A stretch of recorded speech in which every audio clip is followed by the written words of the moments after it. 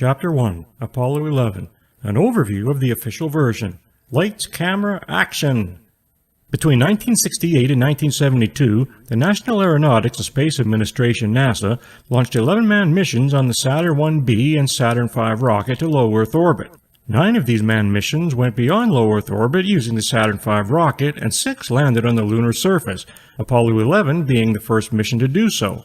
The Saturn V was a 3-stage rocket that stood 363 feet tall on the launch pad. Each stage of the rocket had a specific function. The first stage was filled with kerosene and liquid oxygen and had 7,653,845 pounds of thrust and was used to launch the Saturn V rocket to an altitude of 36.7 miles. The second stage was filled with liquid hydrogen and liquid oxygen and had 1,120,216 to 1,157,707 pounds of thrust. After the separation of the first stage, the second stage was used to boost the Apollo spacecraft to an altitude of 101.4 miles. The third stage was filled with liquid hydrogen and liquid oxygen and had 178,161 to 203,779 pounds of thrust. After the separation of the second stage, the third stage was used to insert the Apollo spacecraft into a circular Earth parking orbit. The lunar module LM was stored in the spacecraft lunar module adapter SLA located on the top of the third stage, the SIVB. Above the SIVB was the command and service module CSM. The launch escape system LES was fixed to a boost protective cover BPC. The BPC covered the command module CM to protect it from heat friction with air during the first 3 minutes of the launch and from the solid fuel rocket motors of the LES. In case of an emergency, the LES was used to pull the CM away from the Saturn V to safety for an emergency splashdown. A more in-depth look at the testing and performance aspects of the Saturn V will be discussed in Chapter 2. The Apollo 11 astronauts. Apollo 11 was NASA's 5th manned mission in the Apollo program and the 3rd manned mission which left LEO on its mission to the Moon. It was also the first mission to land a crew on the lunar surface. The crew included Commander Neil Armstrong, command pilot Michael Collins, and lunar module pilot Edward Buzz E. Aldrin. For each of the Apollo missions, there was always a backup crew. For Apollo 11, the backup crew consisted of Commander James A. Lovell, command module pilot William A. Anders, and lunar module pilot Fred W. Hayes. Neil Armstrong started flying at the age of 14, paying about $10 for each lesson, which lasted about 1.5 hours. This today amounts to approximately $10 or more for every 5 minutes. He got his pilot's license at 16. In 1947, he was accepted for a naval scholarship and went to Purdue University in Indiana. After 18 months, the Navy sent him to Pensacola in Florida for flight training. In 1950, he flew combat missions in the Korean War. After the Korean War, he continued on for further flight training. In 1952, he resigned from the Navy and enrolled again at Purdue University. In 1960, Armstrong flew the X-15, which could reach altitudes of over 200,000 feet, which he described as akin to being in a spaceship in orbit. After applying to NASA in 1962, in which the organization was now accepting civilian applicants, he was accepted for astronaut training. Edward Eugene Aldrin Jr., aka Buzz Aldrin. His eldest sister, when young, used to pronounce brother as Buzzer, hence the name. Went to the military academy at West Point, New York. After graduating in 1951, Aldrin joined the Air Force and trained as a fighter pilot. He also flew combat missions in North Korea. His gun camera film supposedly showed a pilot ejecting from a MiG he shot down, which was featured in Life magazine. In 1954, after spending 4 months in Maxwell Field, Alabama in Squadron Officer School, he was assigned to the Air Force Academy in Colorado as a flight instructor. In 1956, he went to West Germany to fly the F-100s with the 36th Fighter Wing. After that, he returned to the USA and gained a postgraduate degree at the Massachusetts Institute of Technology, in which he did a doctorate in astronautics. In 1963, Aldrin was accepted by NASA for astronaut training. Michael Collins. Michael Collins went to West Point, Louisiana. After graduating in 1952, he joined the Air Force and was sent to Nellis Air Force Base in Nevada for fighter training. From there, he was stationed in France at a NATO F-56 fighter squadron in 1954. After returning to the U.S. in 1957, Collins was assigned as an instructor. In 1960, Collins enrolled at the Experimental Test Pilot School, Edwards Air Force Base. He was accepted by NASA in 1963 for astronaut training.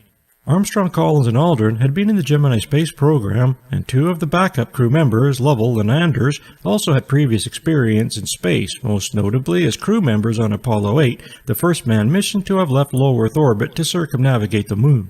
The responsibilities of a backup crew included taking the place of any astronaut who was unable to participate in the mission.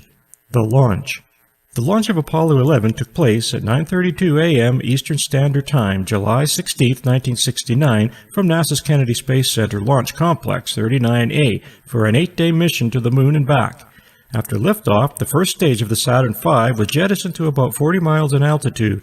The second stage was then ignited to boost Apollo 11 to a 100-mile orbital altitude.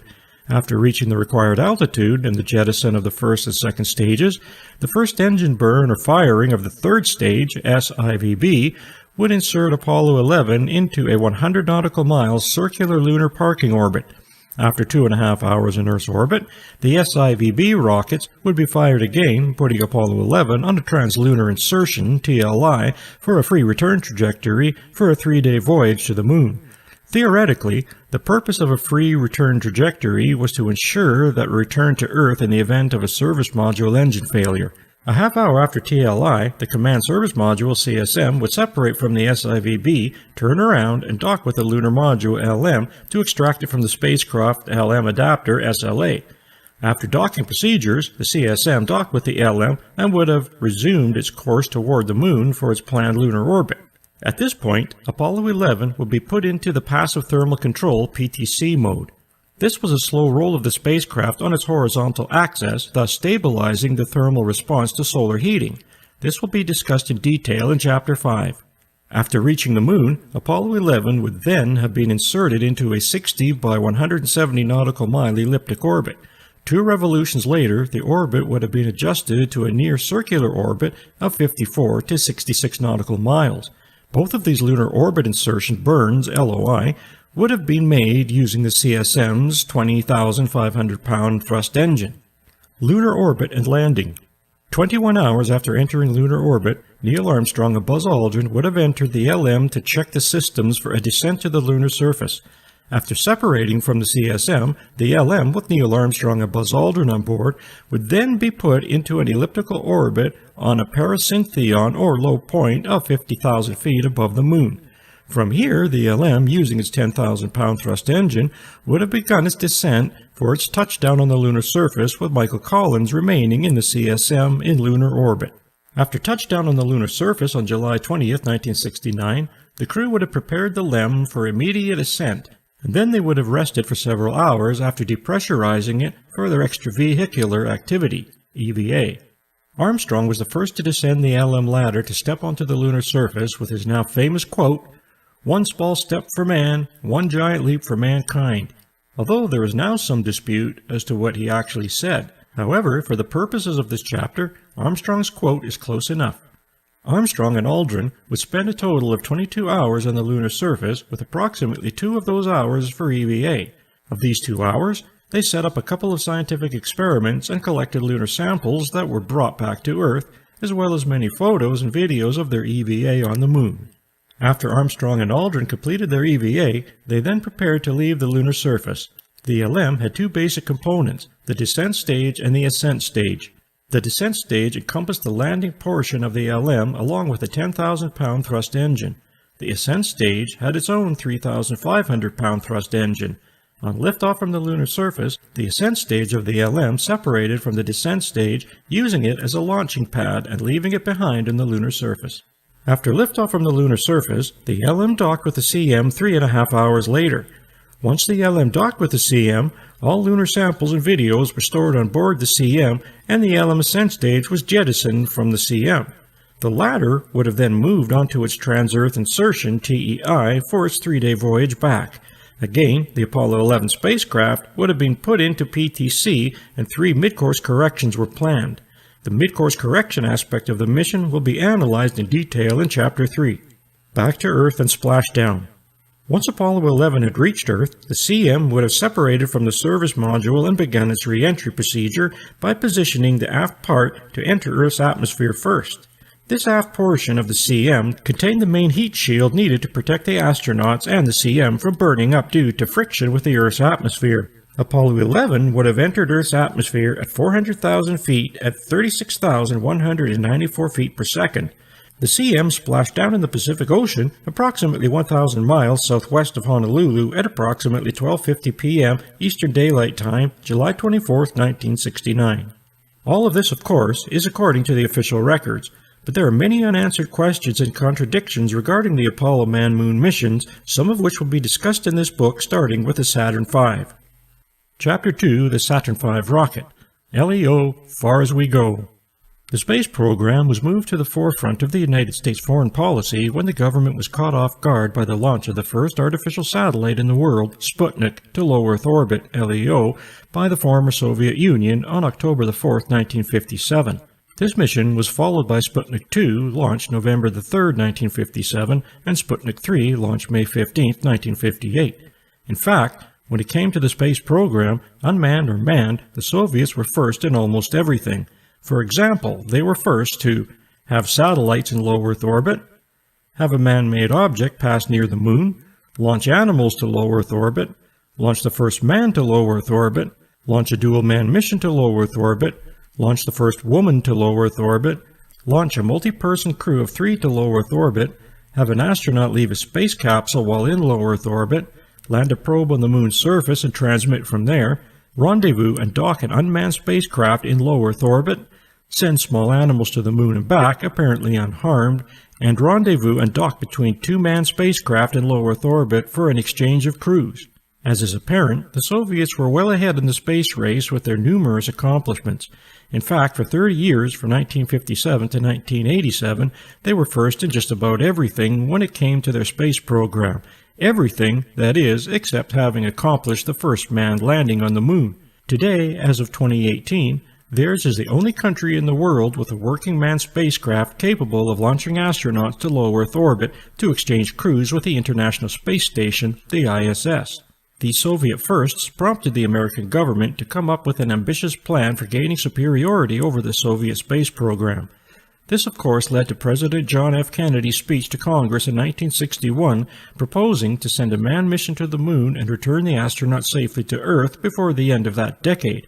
So, the American government had to achieve this monumental goal in just 8 years with technology that didn't exist at the time. Also, given the political climate during the Cold War, superiority was the goal, which meant that hubris, not a genuine drive for scientific inquiry, drove both the American and Soviet space program policies. The first man to reach space was the Soviet cosmonaut Yuri Gagarin with Vostok 1, which launched on April 12, 1961. Gagarin subsequently became the first man to orbit the Earth in 108 minutes, during which he reached an orbital altitude of 203 miles. The first American to reach space was Alan Shepard with the Mercury mission launched on May 5, 1961.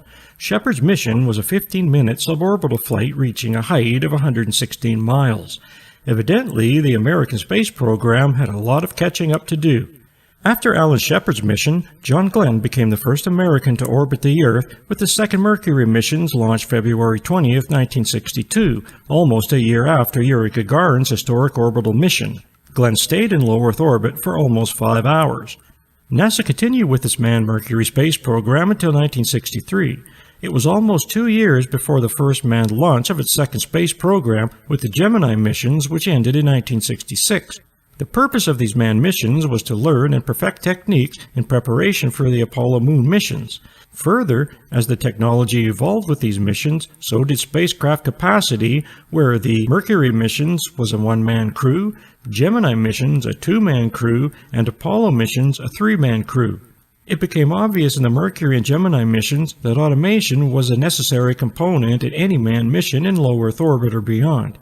Astronauts quickly realized that success in these missions has less to do with their flying skills as military pilots and more to do with automation and the increased need for more sophisticated computer systems. As you'll learn in Chapter 3, the computer systems on the Apollo missions were nowhere near the technology that would have been needed for a successful manned mission traveling 240,000 miles to the Moon and the same distance back.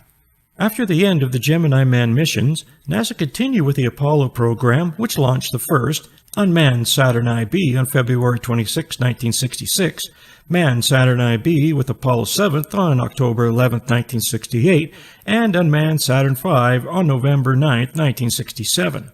The next mission in the Apollo program was the launch of the Saturn V on December 21, 1968, which was the first manned mission of a Saturn V and the first manned mission to circumnavigate the Moon. So, in less than 8 years, NASA has managed not only to match the Soviet space program, but surpass Soviet accomplishments in the space race to achieve what had been called the greatest scientific achievement of the 20th century, with the first manned landing on the Moon's surface with Apollo 11 on July 20, 1969. In the next section, I have provided a brief history of the scientists recruited into NASA and one of the most important contributors to the design and manufacture of the Saturn V rocket. The Apollo Saturn V program. The Apollo program was implemented in order to meet President Kennedy's goal of landing a man on the Moon by the end of the 1960s. This required new and innovative technologies to design and manufacture a heavy-lift rocket, which ultimately became known as the Saturn V. This new design was needed to launch the hardware necessary for a manned lunar landing. The Saturn V was reportedly the most powerful heavy-lift rocket ever built, which produced a combined total of over 7.5 million pounds of thrust in its 5 F1 engines located in the first stage of the Saturn V. There has been no working heavy-lift rocket capable of this power output since the end of the Apollo moon missions. It apparently functioned virtually flawless during the Apollo program from 1969 to 1972. In 1973, NASA decided that it would be cost-effective to design a reusable vehicle replacing the Saturn V.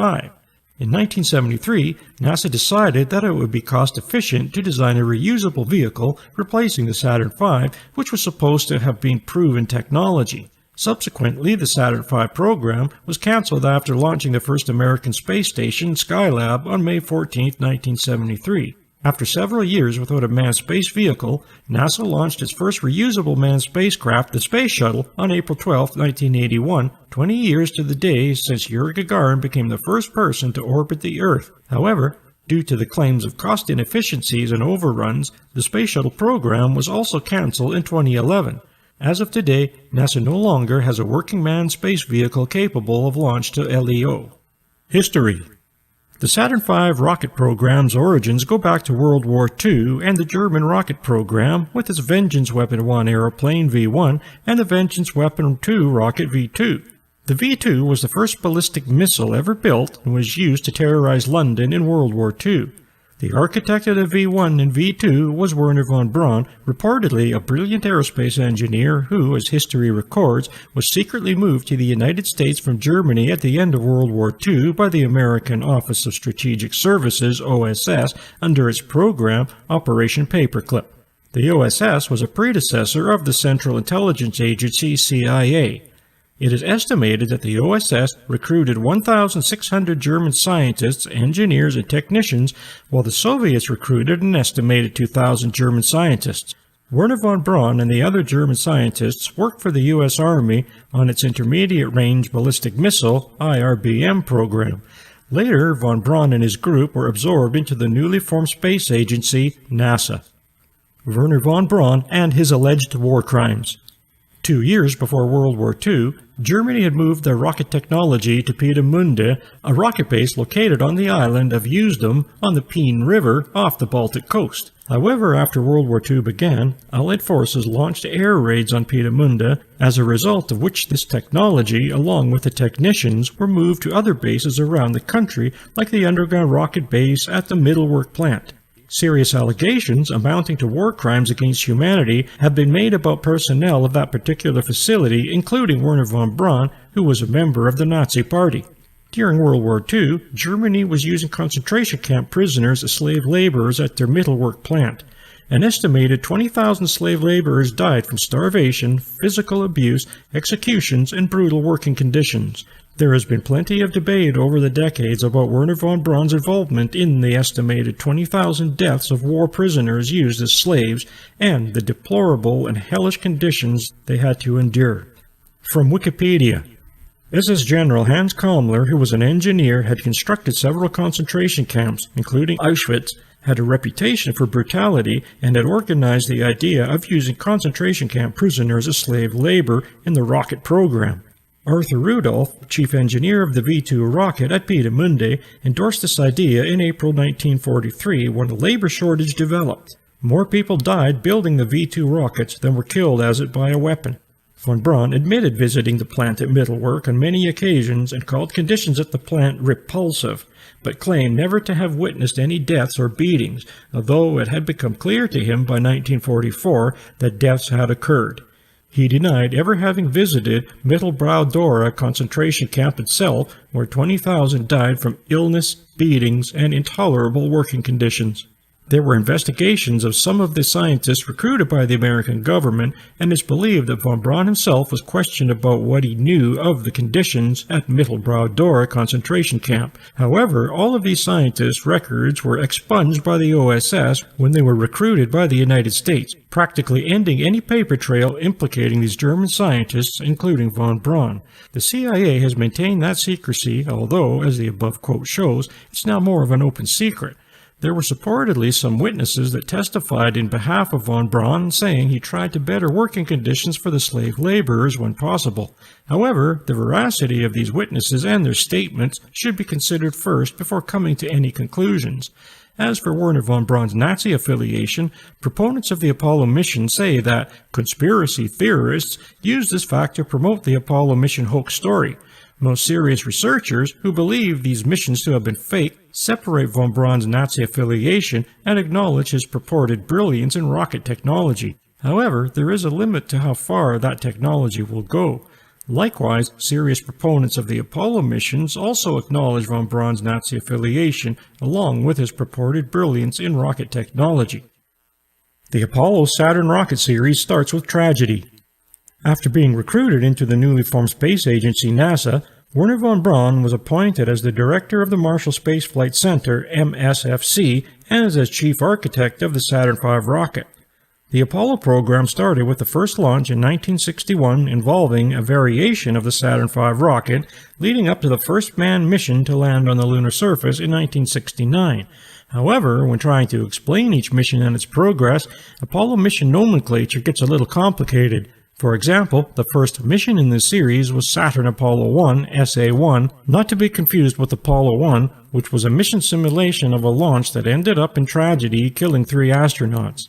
There are also the Apollo missions with the prefix AS, not to be confused with SA. To further complicate things, NASA has internal and external designations for each mission. Apparently, the external designations were for the media. In addition, there is a series of 3 books by Eugene Reichel listing each mission in the Apollo program in chronological order, which helps to clarify the Apollo's mission's nomenclature. It is the actual Saturn 1B and, most of all, the Saturn V which interests us, since these 2 variations involve the first manned missions of the Apollo program to low Earth orbit, to circumnavigate the Moon, and to land on the lunar surface. Leading up to and including Apollo 11, there were 30 missions in the Apollo program. Of these 30 missions, 21 missions involved a variation of the Saturn rocket. Of these 21 missions, 5 were the Saturn 1B and 6 were the Saturn V. However, Apollo 4, the 23rd mission, is where the actual Saturn V missions leading up to Apollo 11 began. Apollo 4 was the first unmanned launch of the Saturn V, but a commonly asked question is, what happened to Apollos 1, 2, and 3? Did they involve the Saturn 1B? No, they didn't even involve a launch, and in fact, this is the part which leads to some of the confusion with these Apollo missions. In order to better answer these questions, let's discuss each mission in chronological order, starting with the Apollo 1 tragedy. Apollo 1. On January 27, 1967, at 1:30 p.m., Commander Virgil Gus Grissom, Senior Pilot Edward White, and Command Module Pilot Roger Chaffee enter the Apollo 1 Command Module on top of the Saturn 1B for a launch simulation. All 3 astronauts were in spacesuits, and when they were strapped into their seats, the escape tower's protective cover was lowered into position on the CM and locked. 3 astronauts were, for all intent and purposes, sealed in. Several hours into the launch simulation, at approximately 6:30 p.m., a fire broke out within the CM. While the astronauts were yelling frantically over the communication frequency and desperately trying to open the command module hatch, technicians outside also tried to do the same, but to no avail. The heat around the CM was far too intense for the technicians to get even close. By the time the technicians opened the hatch, Virgil Gus Grissom, Edward White, and Roger Chaffee had been incinerated. This launch simulation was in preparation for the first manned mission of the Saturn 1B with Grissom, White, and Chaffee. This simulation mission was then designated posthumously as Apollo 1 in honor of the lost crew. There have been lots of discussions over the decades about this tragedy, as well as some serious accusations leveled at NASA about possible foul play. One theory suggests that Gus Grissom, who more than hinted that the Apollo program was plagued with problems and that it was years away from any attempt at a manned lunar landing, needed to be silenced. However, rather than speculate on this serious allegation, let's instead look at the facts. Gus Grissom was known to be outspoken and was increasingly becoming frustrated with the numerous anomalies within the Apollo program. In a press conference shortly before the tragedy, Grissom hung a lemon on the outside of the command module for the whole world to see, the inference being that the command module was a lemon and not fit for manned space missions. As was common practice with the Mercury and Gemini manned space programs, the command module was filled with overpressurized pure oxygen. Since oxygen makes up about 20% of our nitrogen-oxygen atmosphere, there is enough outside atmospheric pressure at sea level for the lungs to absorb that oxygen into the bloodstream. However, to duplicate sea level pressure in a spacecraft in low Earth orbit would require engineering the hull of the capsule strong enough to withstand sea level pressure against the vacuum of space, as well as carrying the required equipment of nitrogen and oxygen tanks to regulate the mixture. Reinforcement of the CM hull, as well as extra nitrogen and oxygen tanks, would have added weight to the spacecraft, which means more engine power for launch that translates into more propellant and therefore more expense. In order to keep costs down, NASA decided to use pure oxygenated atmosphere and regulate the oxygen environment in the spacecraft to lower levels than at sea level pressure, but with the oxygen pressure content higher, making the transfer of oxygen from the lungs to the bloodstream possible while in orbit. This proved deadly during the simulated launch of Apollo 1 when a spark inside the complex design of the CM caused a fire, turning the oversized pure oxygen environment into a torch, killing the 3 astronauts on board.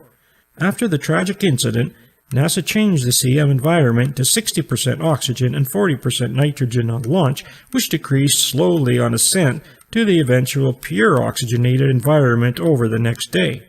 North American Aviation, NAA, was the primary contractor for the command module.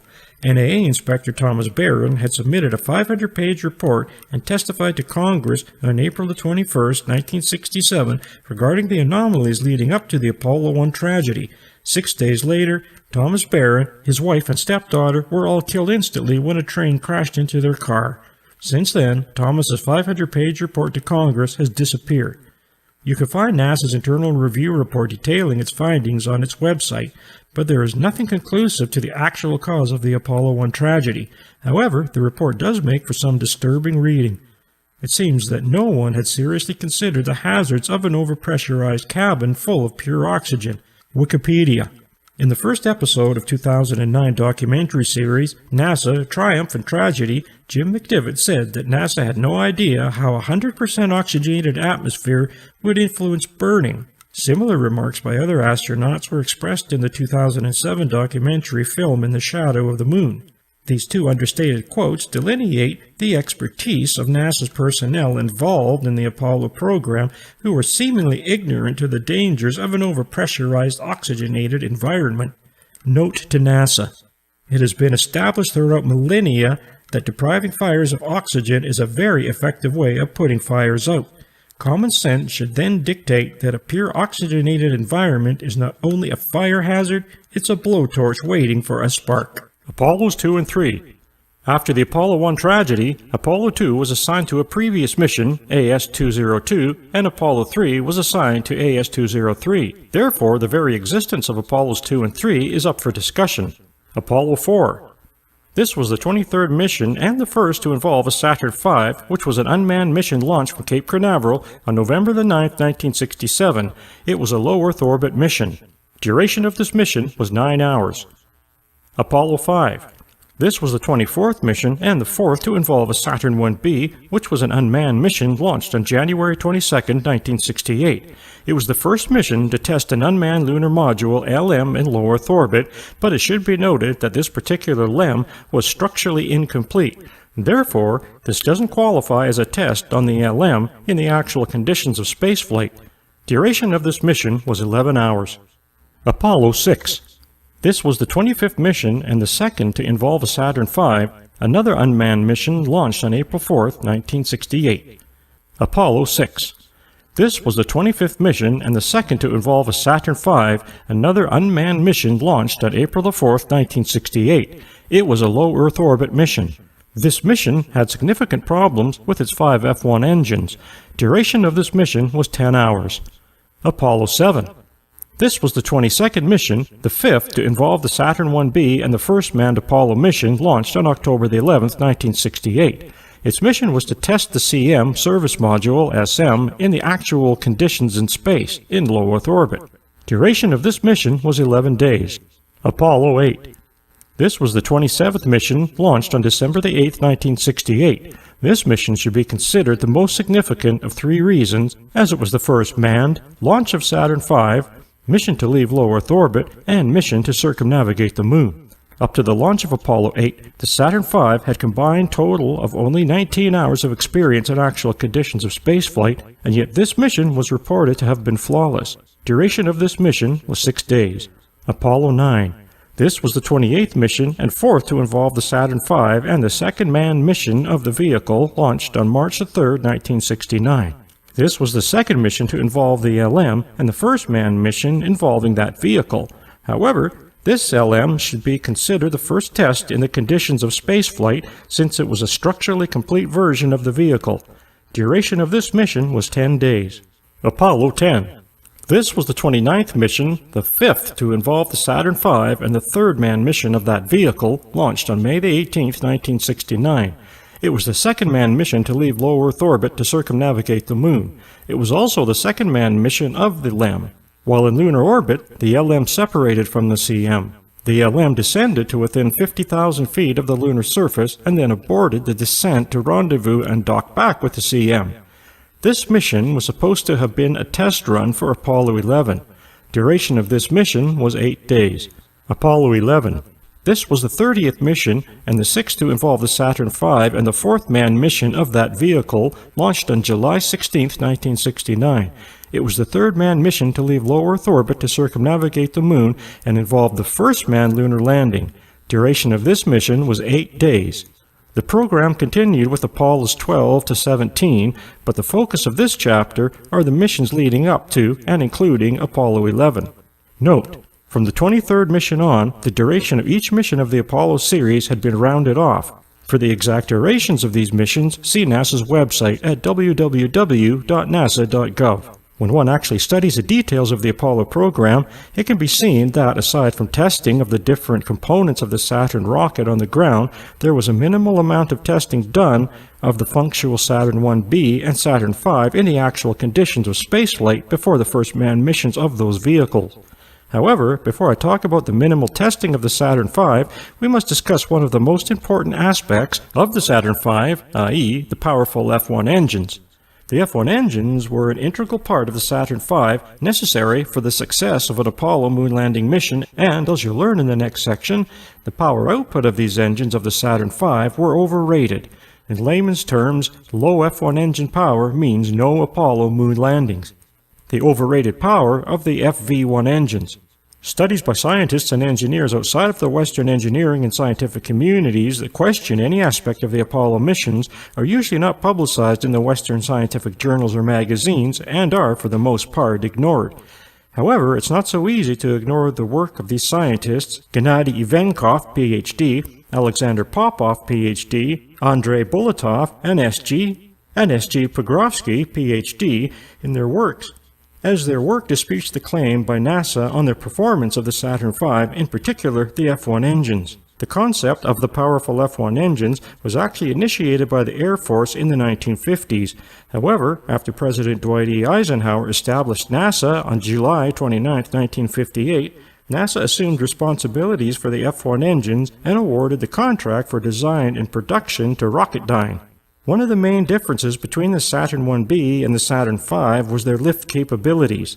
The first stage of the Saturn V contained 5 F-1 engines, the second stage contained 5 J-2 engines, and the third stage contained 1 J-2 engine. The F-1 engines gave the Saturn V its heavy lift capabilities and the needed power to propel a significant payload, as in the launch of the hardware necessary for a manned landing on the Moon. Without the F-1 engines, the Apollo missions could not have happened, and in fact, that is exactly what is claimed by former Rocketdyne employee Bill Casing over 40 years ago. Minimal testing of the F-1 engines. Rocketdyne had done static testing of the F-1 engines, but it's difficult to ascertain just how many of these static tests were done. I contacted the MSFC for documents regarding static tests of the F-1 engine and was provided with a link to their technical documents. I researched through 300 documents and found out about the F-1 engine, but nothing as to the number of static tests that were conducted. I contacted the National Archives but got no precise information there either. I then decided to contact Rocketdyne, now called Aerojet Rocketdyne, when I found www.thespacereview.com. Their stated purpose. The Space Review is an online publication devoted to in-depth articles, commentary, and reviews regarding all aspects of space exploration, science, technology, policy, business, and more. A posted article on their website about the F-1 engines has this to say: the long-standing story that NASA lost or destroyed the Saturn V plans quickly falls to pieces when one learns about the F-1 production knowledge retention program. This was a project at Rocketdyne, the company that built the F-1 engine, to preserve as much technical documentation about the engine as was possible. This produced about 20 volumes of material on topics such as the engine's injector ring set valves, engine assembly and checkout, and thermal insulation and electrical cables, among others. In fact, lost or destroyed Saturn V documents only add to the suspicion that NASA is hiding something, since these are the very rockets that use the F-1 engines. The author of this article, Dwayne A. Day, then says the goal was to preserve as much technical documentation and knowledge about the F-1 engines as was possible. If that were the case, why not preserve all of it? Day then describes the testing of the F-1 engine. Rocketdyne delivered 98 production engines to NASA, of which 65 were launched. A total of 56 equivalent development engines were tested. The company conducted 2,771 production and R&D firing tests in single engines, 1,100 total full duration tests, and accumulated 239,124 seconds over 66 hours of engine firing experience. The 5-engine cluster used on the Saturn V was fired at the Mississippi and Alabama test facilities 34 times, with 18 full-duration tests for a total of 15,534 seconds of engine experience. Rocketdyne estimated in 1992 that the F-1 engine development program had cost $1.77 billion in FY91 dollars. Dwayne Day also used large numbers to emphasize that there were many tests of the F-1 engines, which when translated, the combined production and R&D firing tests of single engines and full-duration tests of F-1 engines was over 66 hours. The 5-engine cluster test of the F-1 engines was 4 hours in total. There was a combined total of 70 hours of static tests of the F-1 engines, which seems adequate given the duration of each engine cluster after launch, purportedly used in all Apollo missions, which was approximately 2 minutes. This included 35 engine cluster tests, 18 of which were full-duration tests. However, the amount of static testing means little or nothing unless there is a comparable testing of the F-1 engines in actual spaceflight conditions, which is equally, if not more important, for evaluating engine performance, and as you'll see, testing in the unmanned Saturn V missions was nowhere near standards and were minimal to say the least.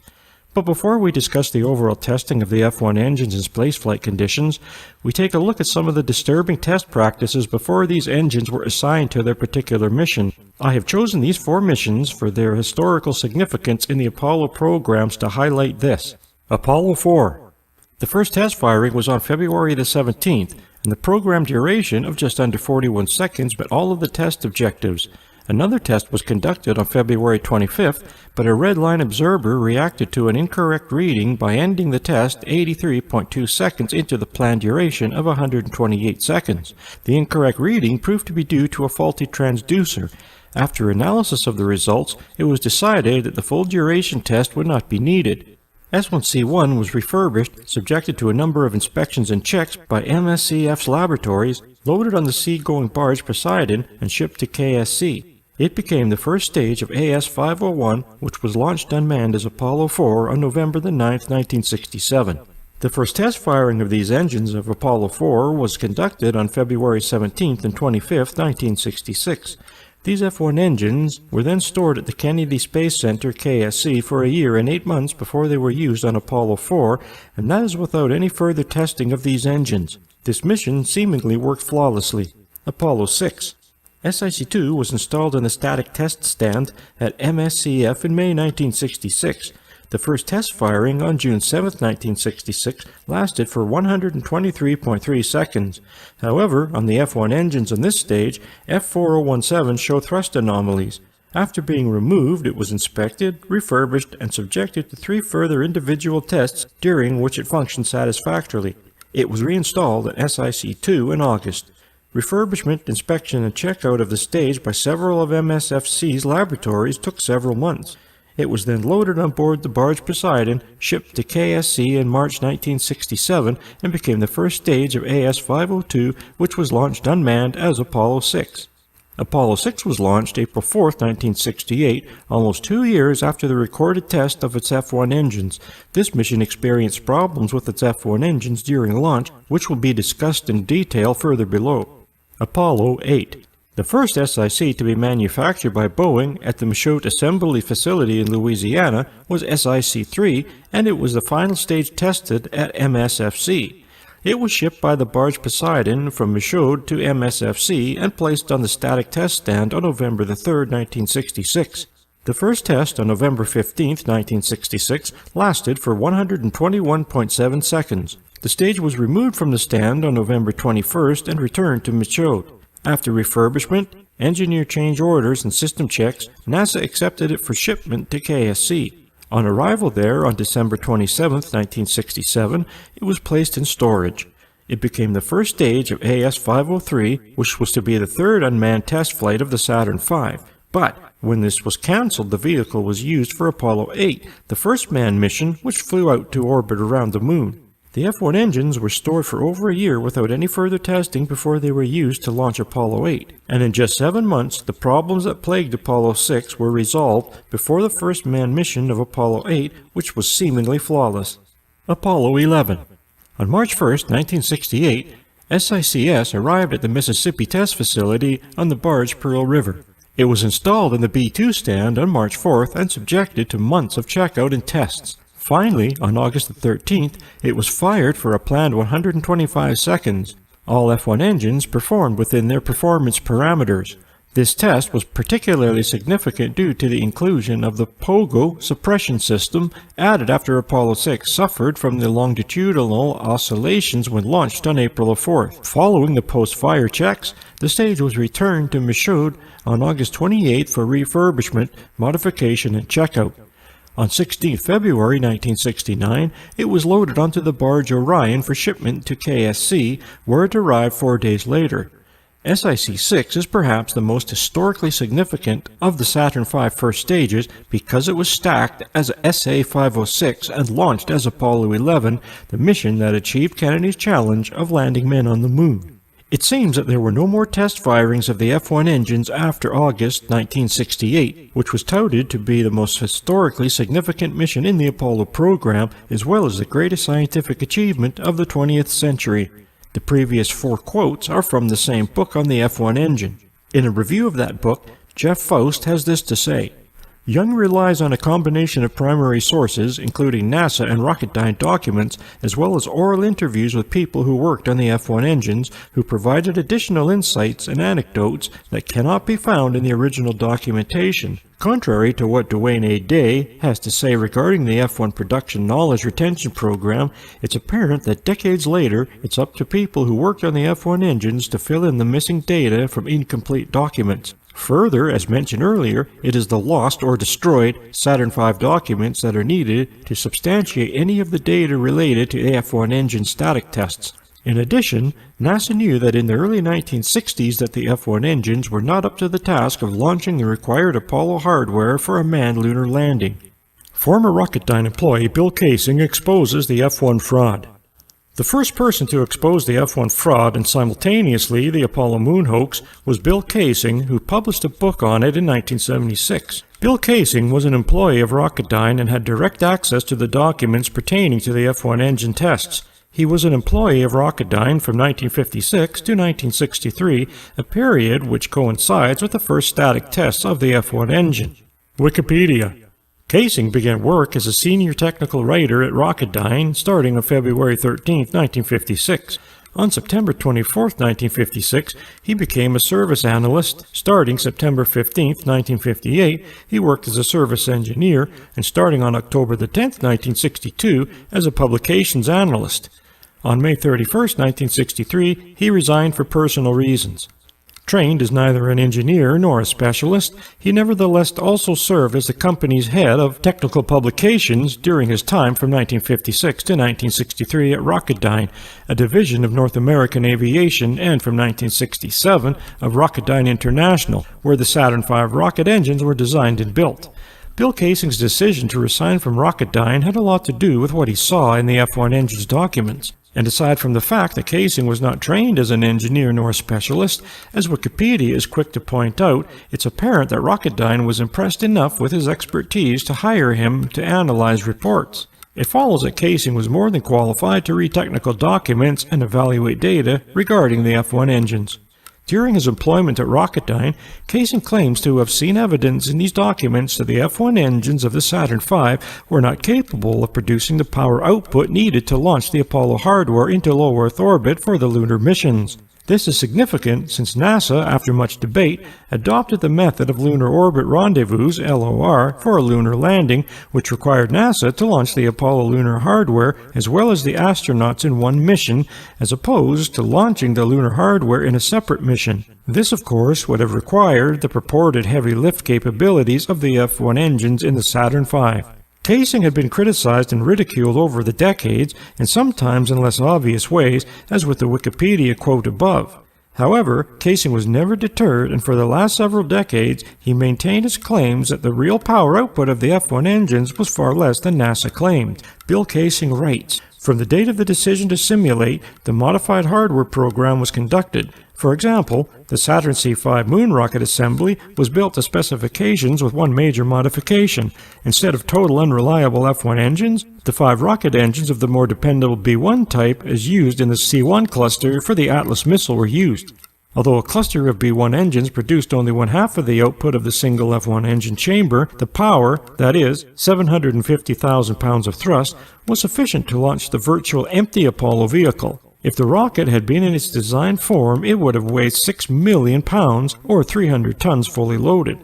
This is the weight of a U.S. naval destroyer, further pointing out the total impracticality of the venture. However, by eliminating every aspect of the moon voyage, fuel, heavy machines, LEM vehicles, etc., the total weight of modified, short-range, simulated voyage Apollo was less than 1/20th of the original, or about 150 tons. This loading was well within the capabilities of the B-1 propulsion units. Also, since the originally planned 2 million parts were reduced to a mere 150,000 gadgets, the success of the limited mission was virtually assured. However, even the C-1 Atlas engines were known to explode on the pad or shortly following launch. Thus, the escape module for the astronauts was left intact and functioning. If there had been an accidental loss of thrust or other mishap, it would have been simple to have the saved astronauts merge from the escape module after its recovery. Note: to clarify, the C5 was eventually changed to the Saturn V. Bill Kaysing may have gotten some of the details in his book wrong, for example the actual mechanics of the modified Saturn V, but his overall point that the F-1 engines did not have the heavy lift capabilities that has recently been substantiated by the previous mentioned scientists Ivankov, Popov, Bultov, and Progrovsky. It's obvious that what Bill Kaysing initially saw in these F-1 engines documents was either deleted from the record or the original documents have gone missing, and since the power output of the Saturn V engines were not what NASA had claimed, they, by inference, NASA fabricated future documents, that is, if any of this data even existed. Engineer Gennady Ivchenkov, Ph.D., substantiates Bill Kaysing's claims. Gennady Ivchenkov published a 55-page article on the performance of the F1 engine. His premise is that the combustion chamber of the F1 engine was unstable, meaning that the F1 engine could not have used its full power potential. Gennady Ivchenkov writes, "The question of whether the Saturn V rocket engineers corresponded to NASA's stated characteristics is directly related to the Apollo moon hoax. Did the Americans really go to the moon in 1969-72, or was it an elaborate hoax? This question was raised initially by the Americans themselves, almost immediately after the Apollo missions. Over the years, a considerable amount of direct and indirect evidence has come to light that at least some of the missions were in fact staged. One of the aspects of this indirect evidence Ivchenkov talks about is NASA's marketing publications, in which chief designers of the Soviet space industry had no trouble deciphering what the actual power output of the F1 engines was, not as NASA claimed. Further, as Ivchenkov says, it is only recently that documents have become available that contradict the claims made by NASA. So, it seems that some of the original data for the F1 engines did exist and did survive, validating Bill Kaysing's claims. For the general public, there are sources of information in technical books and articles detailing the different aspects of the Saturn V and its F1 engines. However, one should be cautious as to the reliability of any of the data in these sources. Regarding quotations, all technical information in North America, including technical guidelines, manuals, instructions, etc., is written by so-called technical writers who put the available material into literary form accessible to the public. It's just a job, something like a journalist writing on technical subjects. It is easy to distort the source material. 7 inconsistencies for the F1 records are noted later in this article. Therefore, all numbers and technical data in such documents should be treated with caution. Note: many journalists have written on technical matters and have done so accurately in accessing documents where necessary. However, it would be incumbent on the reader to carefully check the financial backing and sources of any of the numerous investigative journalists who publish such material. Proponents of the Apollo missions are quick to point out that these documents can be accessed at various online sites such as MFFC, NASA, and the National Archives, but many of these documents are incomplete or missing, and any of these documents that still exist could easily be translated and published into books placed in public libraries, as well as being stored away, example, in the National Archives. Also, a lot of these technical books are based on interviews conducted decades later with personnel who were involved with the Apollo missions and rely more on memory since documents are either incomplete or missing. Regarding the F1 thruster chamber, the thrust chamber body provides a combustion chamber for burning propellants to generate pressure and an expansion nozzle to expel the combustion gases at high velocity to produce thrust.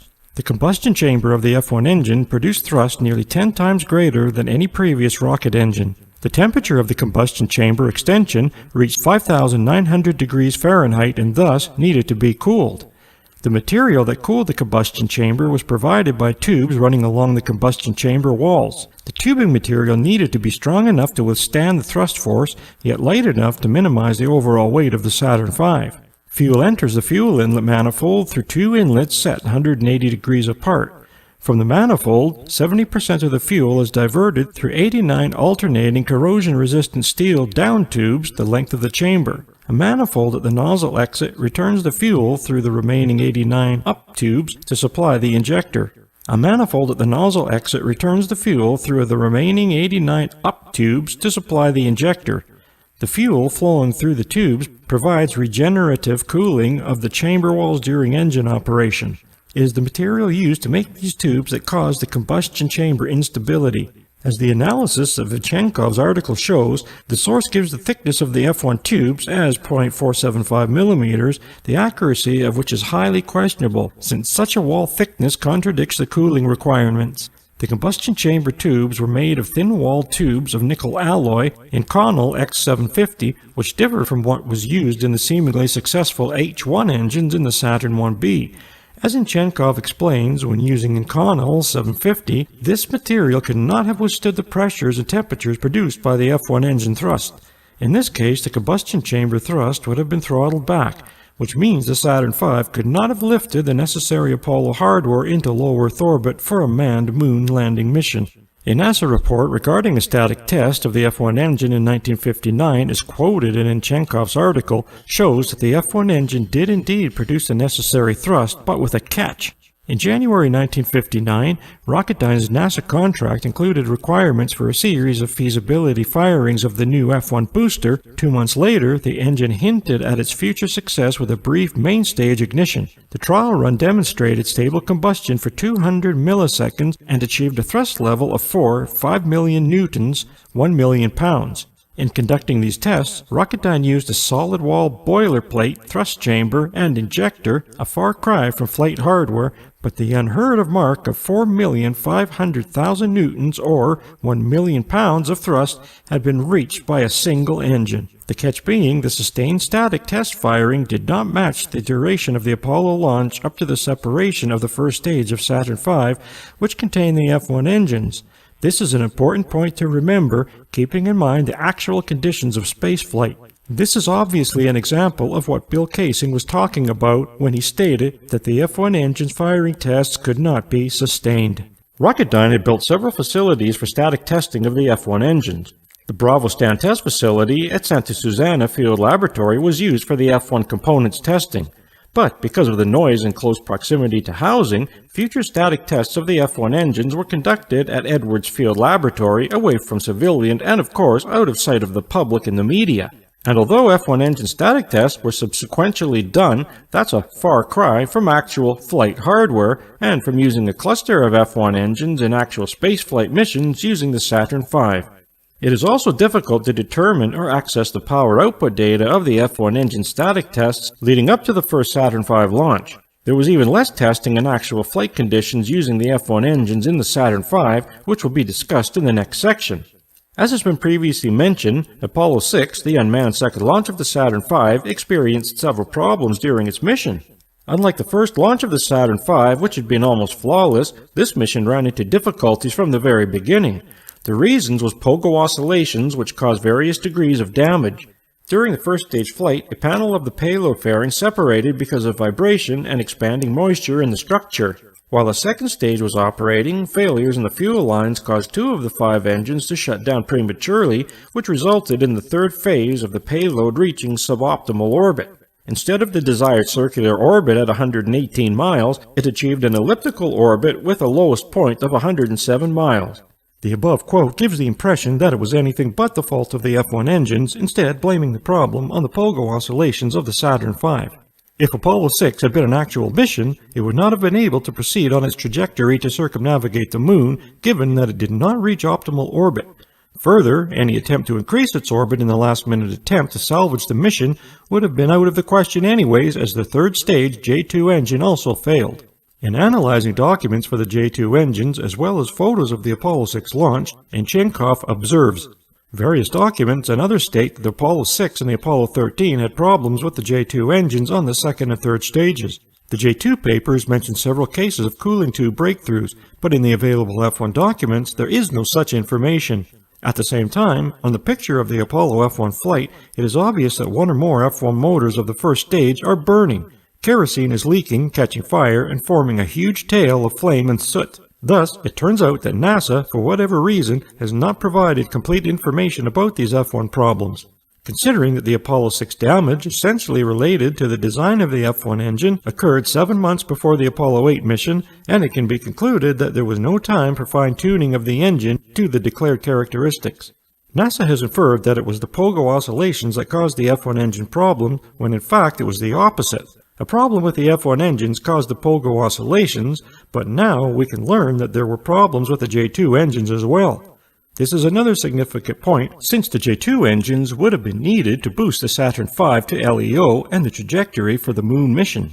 As further stated in Ivgenkov's article, NASA may have attempted to utilize the full power of the F1 and J2 engines with Apollo 6, which led to numerous problems after launch, which required the reduction of power to minimize damage and prevent an explosion. The irony here is that it was most likely the design of the tubular cooling system that was responsible for the combustion chamber instability, which prevented the use of full power in the F1 engines and inevitably prevented an explosion on Apollo 6 during launch. Therefore, for a successful mission, and in the absence of problems experienced with Apollo 6, the initial thrust of the F-1 engines, if they were used, needed to have been throttled back, defeating the F-1 engine's stated purpose, which was to launch the Apollo hardware into low Earth orbit for a manned lunar landing mission. Any power in the F-1 engines lower than what NASA has stated would have meant that there were no manned moon landings, meaning all Apollo missions outside of LEO were faked. Apparently, after solving the instabilities of the F-1 engine combustion chamber, the actual cause of the problem seems to remain elusive. The spontaneous combustion instabilities never reappeared. Until the end, however, the problem was never completely understood. To this day, it remains a constant problem in the large rocket engines for which an individual empirical solution has to be found. To the disappointment of the engineers, a model was never found in which they could generally overcome the problem. NASA admits it did not know what caused the problems with the F-1 engines, yet it says the problem was overcome as they worked perfectly during the Apollo missions. However, after 1973, the remaining F-1 engines were never used again. The issue is not whether the F-1 engines existed or not, as there's evidence that they did, and NASA even has the F-1 engines in storage and on display in museums. The issue is whether or not they had the required power output, as NASA claims, and whether they were used in the Saturn V. The preponderance of the evidence now shows that the F-1 engines didn't have the power output needed to launch the hardware to low Earth orbit for a successful manned lunar landing. The next mission after Apollo 6 using the Saturn V was Apollo 8. As previously mentioned, Apollo 8 was the first manned mission of that vehicle and the first manned mission to leave low Earth orbit to circumnavigate the Moon. All of the problems experienced with Apollo 6 were seemingly solved in just 7 months. However, as Ivchenkov points out, 7 months would not have given Rocketdyne and NASA enough time to have worked out the problems that were observed with Apollo 6. He further states that Apollo 6 may have actually been the first and last mission of the Saturn V to use the 5 F-1 engines. Gennady Ivchenkov concludes, the pressure in the F-1 combustion chamber is likely to have been significantly lower than stated due to the fundamental shortcomings of the tubular cooling system of American rocket engines. This is further confirmed by the fact that all rocket engines now being developed and currently in use, including those in the United States, use the Soviet-styled cooling system. Consequently, the launch weight of the Saturn V was lower and accordingly could not have ensued the accomplishments of the Apollo moon landing program. Nevertheless, although the F-1 engines produced smoke, they worked. They were not exploding in front of the public and were delivering something to somewhere. In general, we can express admiration for the Rocketdyne engineers who managed to get at least some characteristics of this miracle in an American mastermind, the F-1, as even 500 tons of thrust per chamber is still quite a lot.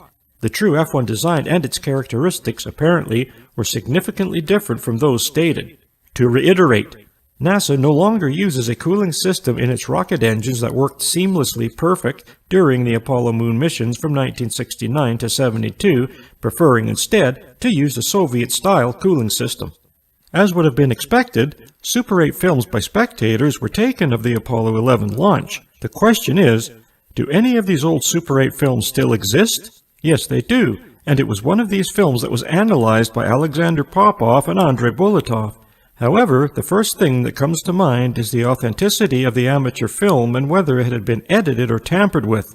This could have been easily established through a verification process that included checking for splices throughout, indicating editing of the film. This is exactly what the authors of this article have done. Alexander Popov and Andrei Bulatov. The vast majority of the amateur films and NASA's recordings available on the internet show the ascent of the Saturn V compiled and edited from separate clips assembled from individual sequences. What makes this particular amateur film interesting is that it was filmed continuously for 175 seconds during the launch of Apollo 11 to the first stage separation of the Saturn V and its F-1 engines. That makes this film an excellent source for comparison to the official film footage provided by NASA to the media. The amateur film analyzed by Popov and Bulatov was originally filmed by Phil Palacia on the morning of the Apollo 11 launch. As you will see in Palacia's background below, he was a very credible witness. Phil has a bachelor's degree from Louisiana Tech University and a master's degree from Auburn University, both in mathematics. He worked at IBM for NASA. He had the opportunity to become a controller during the Gemini 7 to 5, the first rendezvous Gemini 8, the first emergency re-entry, and Apollo 11. After Gemini, he became the IBM lead manager for Apollo, Skylab, and Apollo-Soyuz. Phil himself shot the film on a Super 8 film camera. The shooting and playback speed has not been changed. The Apollo launch footage is one continuous shot without cuts and with no editing. Phil is now around 71 years old. As for Phil Palacios' motivation in filming the launch of Apollo 11, according to Phil's account, the company sent him on a special trip to observe the launch of the Apollo 11. He shot the film on a Super 8 camera. His commentaries of the launch are the words of admiration and a sincere belief of this historical event, the missions to the moon. Associated long-term work for NASA and honestly convinced in the reality of the missions to the moon, Phil obviously had neither incentive nor motivation to shoot revelatory material. He simply filmed what he saw. This fact makes his material even more unprejudiced and more valuable in exposing NASA's account, which has come to light following analysis of his film. During launch, Apollo 11 cleared the tower in 9.5 seconds. As part of the verification process of the film, other films of the same launch were checked to see if the Apollo 11 launch matched the time clearance of the tower as in the film footage provided by NASA. All of them did, including Palacios' film. On the morning of the launch of Apollo 11, the sky was described as being a whitish translucent haze of high cirrostratus clouds. According to Palacios' film, Apollo 11 passed through the high cirrostratus clouds at 105 seconds. High cirrostratus clouds are approximately 2,600 feet in altitude. The problem is that at 105 seconds, Apollo 11 should have been at 79,000 feet, not 26,000 feet as shown on Palacios' film footage. That means that there were either multiple failures of the F-1 engines or the F-1 engines were not even used. Either way, Apollo 11 could not have reached optimal orbit for translunar insertion, which means that there was no landing on the lunar surface. In fact, at this velocity and height, it's unlikely that Apollo 11 even made it into low Earth orbit.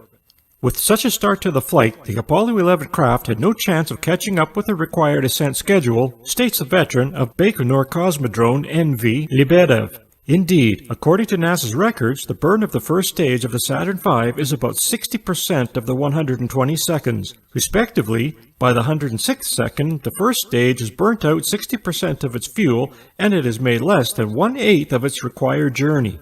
After studying the film footage, the authors state that the 105th second into the launch, Apollo 11 was 3 times behind NASA's actual ascent record, and at 107 to 109 seconds, the rocket traveled 9 times slower than it should have done, according to the NASA record.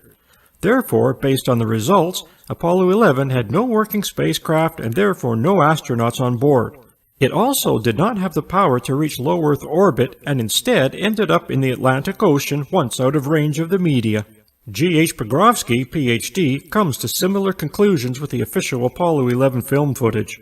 S.G. Pogrovsky conducted a frame-by-frame analysis of the official Apollo 11 launch film footage. In his 35-page article, he too determined that the Saturn V first stage separation happened at a lower altitude than what had been stated by NASA. This fact further indicates that there was no payload for a manned lunar landing. In the first approximation, with a velocity deficit of about 1,500 to 1,200 meters per second, it was not possible to put a deficit of 17,000 to 18,000 kilograms into lunar orbit. NASA stated that the mission placed about 46 tons into lunar orbit, 28 tons of which had to be the Apollo craft itself. Since all of our speed estimates are upper bound, the booster payload deficit may have been even higher. Given these obtained estimates, all arguments over what could have been achieved during the Apollo program should take into account that not more than 28 tons, including the Apollo 11 spacecraft itself, out of 46 tons, as stated by NASA, could have been placed into lunar orbit. Pokrovsky comes to a slightly different conclusion by stating that the Apollo 11 reached low Earth orbit, but as with the other scientists in this section, his overall conclusion is that Apollo 11 did not have the necessary hardware on board for a lunar landing. However, if you factor in his liberal speed, upper bound estimates of the Saturn V performance, then by inference, it is the same conclusion as the other scientists, that is, Apollo 11 had no crew and never reached low Earth orbit and instead went into the Atlantic Ocean once out of camera range. The Western scientific community has since tried to counter S.G. Pogrovsky's work with the book Moon Hoax Debunked. Finally, a no-nonsense, fact-filled rebuttal of moon hoax claims for doubters and enthusiasts alike by Paola Atavissimo. It is a book that should be read, as it is important to read both sides of this discussion. Note: you can read Paola Atavissimo's counter-argument regarding the Saturn V's performance in his book on owlist.com. But the exact facts surrounding the performance of the Saturn V can never be determined, since most of the fact-filled documents have disappeared. Minimal testing of the Saturn 1B and Saturn V. As stated, Apollo 4 was the first mission involving the Saturn V, was also the first mission to supposedly have the cluster of 5 F1 engines. There was only one more mission, Apollo 6, which involved the F1 engines, but this mission was plagued with problems. We now know that subsequent missions involving the Saturn V either used reduced power in the F1 engines due to instability of the combustion chamber, or instead used different engines with less power and thrust. Either way, the Saturn V lacked the power necessary for launching the Apollo hardware into low Earth orbit for a manned lunar landing. We will now look at the minimal testing of the Saturn V with its F1 engines in the actual conditions of spaceflight. The Saturn B and Saturn V were very different when it came to factors like capabilities on launch, the effects of atmospheric forces, and the trajectory to low Earth orbit and beyond. Hence, both the Saturn 1B and Saturn V cannot be combined in total spaceflight experience since their characteristics are different. Further, it was the Saturn V which contained the F1 engines needed to launch the Apollo hardware into low Earth orbit for a manned lunar landing. This makes the overall minimal testing of each of these two Saturn rockets in actual spaceflight, especially that of the Saturn V, all the more startling. Most of the previous missions leading up to the first manned mission involving different components of the Saturn V series, not the complete structure of the Saturn 1B or Saturn V itself. The 20th mission was the first launch of an actual Saturn 1B, and the 23rd mission was the first launch of an actual Saturn V. Both of these missions were unmanned. There were only 5 unmanned missions of the Saturn 1B in actual conditions of spaceflight before the first manned mission of that vehicle with Apollo 7 to low Earth orbit. There were only 2 unmanned missions of the Saturn V with a combined total duration of 19 hours before the first manned mission of that vehicle. But when you look further into the testing of the Saturn V, the first stage with its F1 engines had only a combined total of approximately 4 minutes in actual conditions of spaceflight before the first manned mission of the Saturn V with Apollo 8. This is very surprising since we were led to believe that Apollo 8 circumnavigated the Moon and was apparently a flawless mission. The MFSC had built scale models of both the F1 engines and the first stage of the Saturn V for wind tunnel testing, which were used for simulating launch by decreasing atmospheric pressure from approximately 20 to 37 miles in altitude. Aviation used the same method, but this was always followed by many hours of testing in actual flight conditions, and as we've seen, NASA in no way matched that level of spaceflight testing. This becomes quite obvious when you compare NASA's testing of the F1 engines in actual flight conditions, which amounts to mere minutes, to the testing of each new aircraft in actual flight conditions, which amounts to hundreds of hours. Given NASA's purported proficiency in automation, with numerous unmanned and automated missions to low Earth orbit and beyond, including 2 unmanned missions of the Saturn V, Apollo 8 should have been another unmanned and automated mission, especially given that it was the first Apollo mission to leave low Earth orbit to circumnavigate the Moon.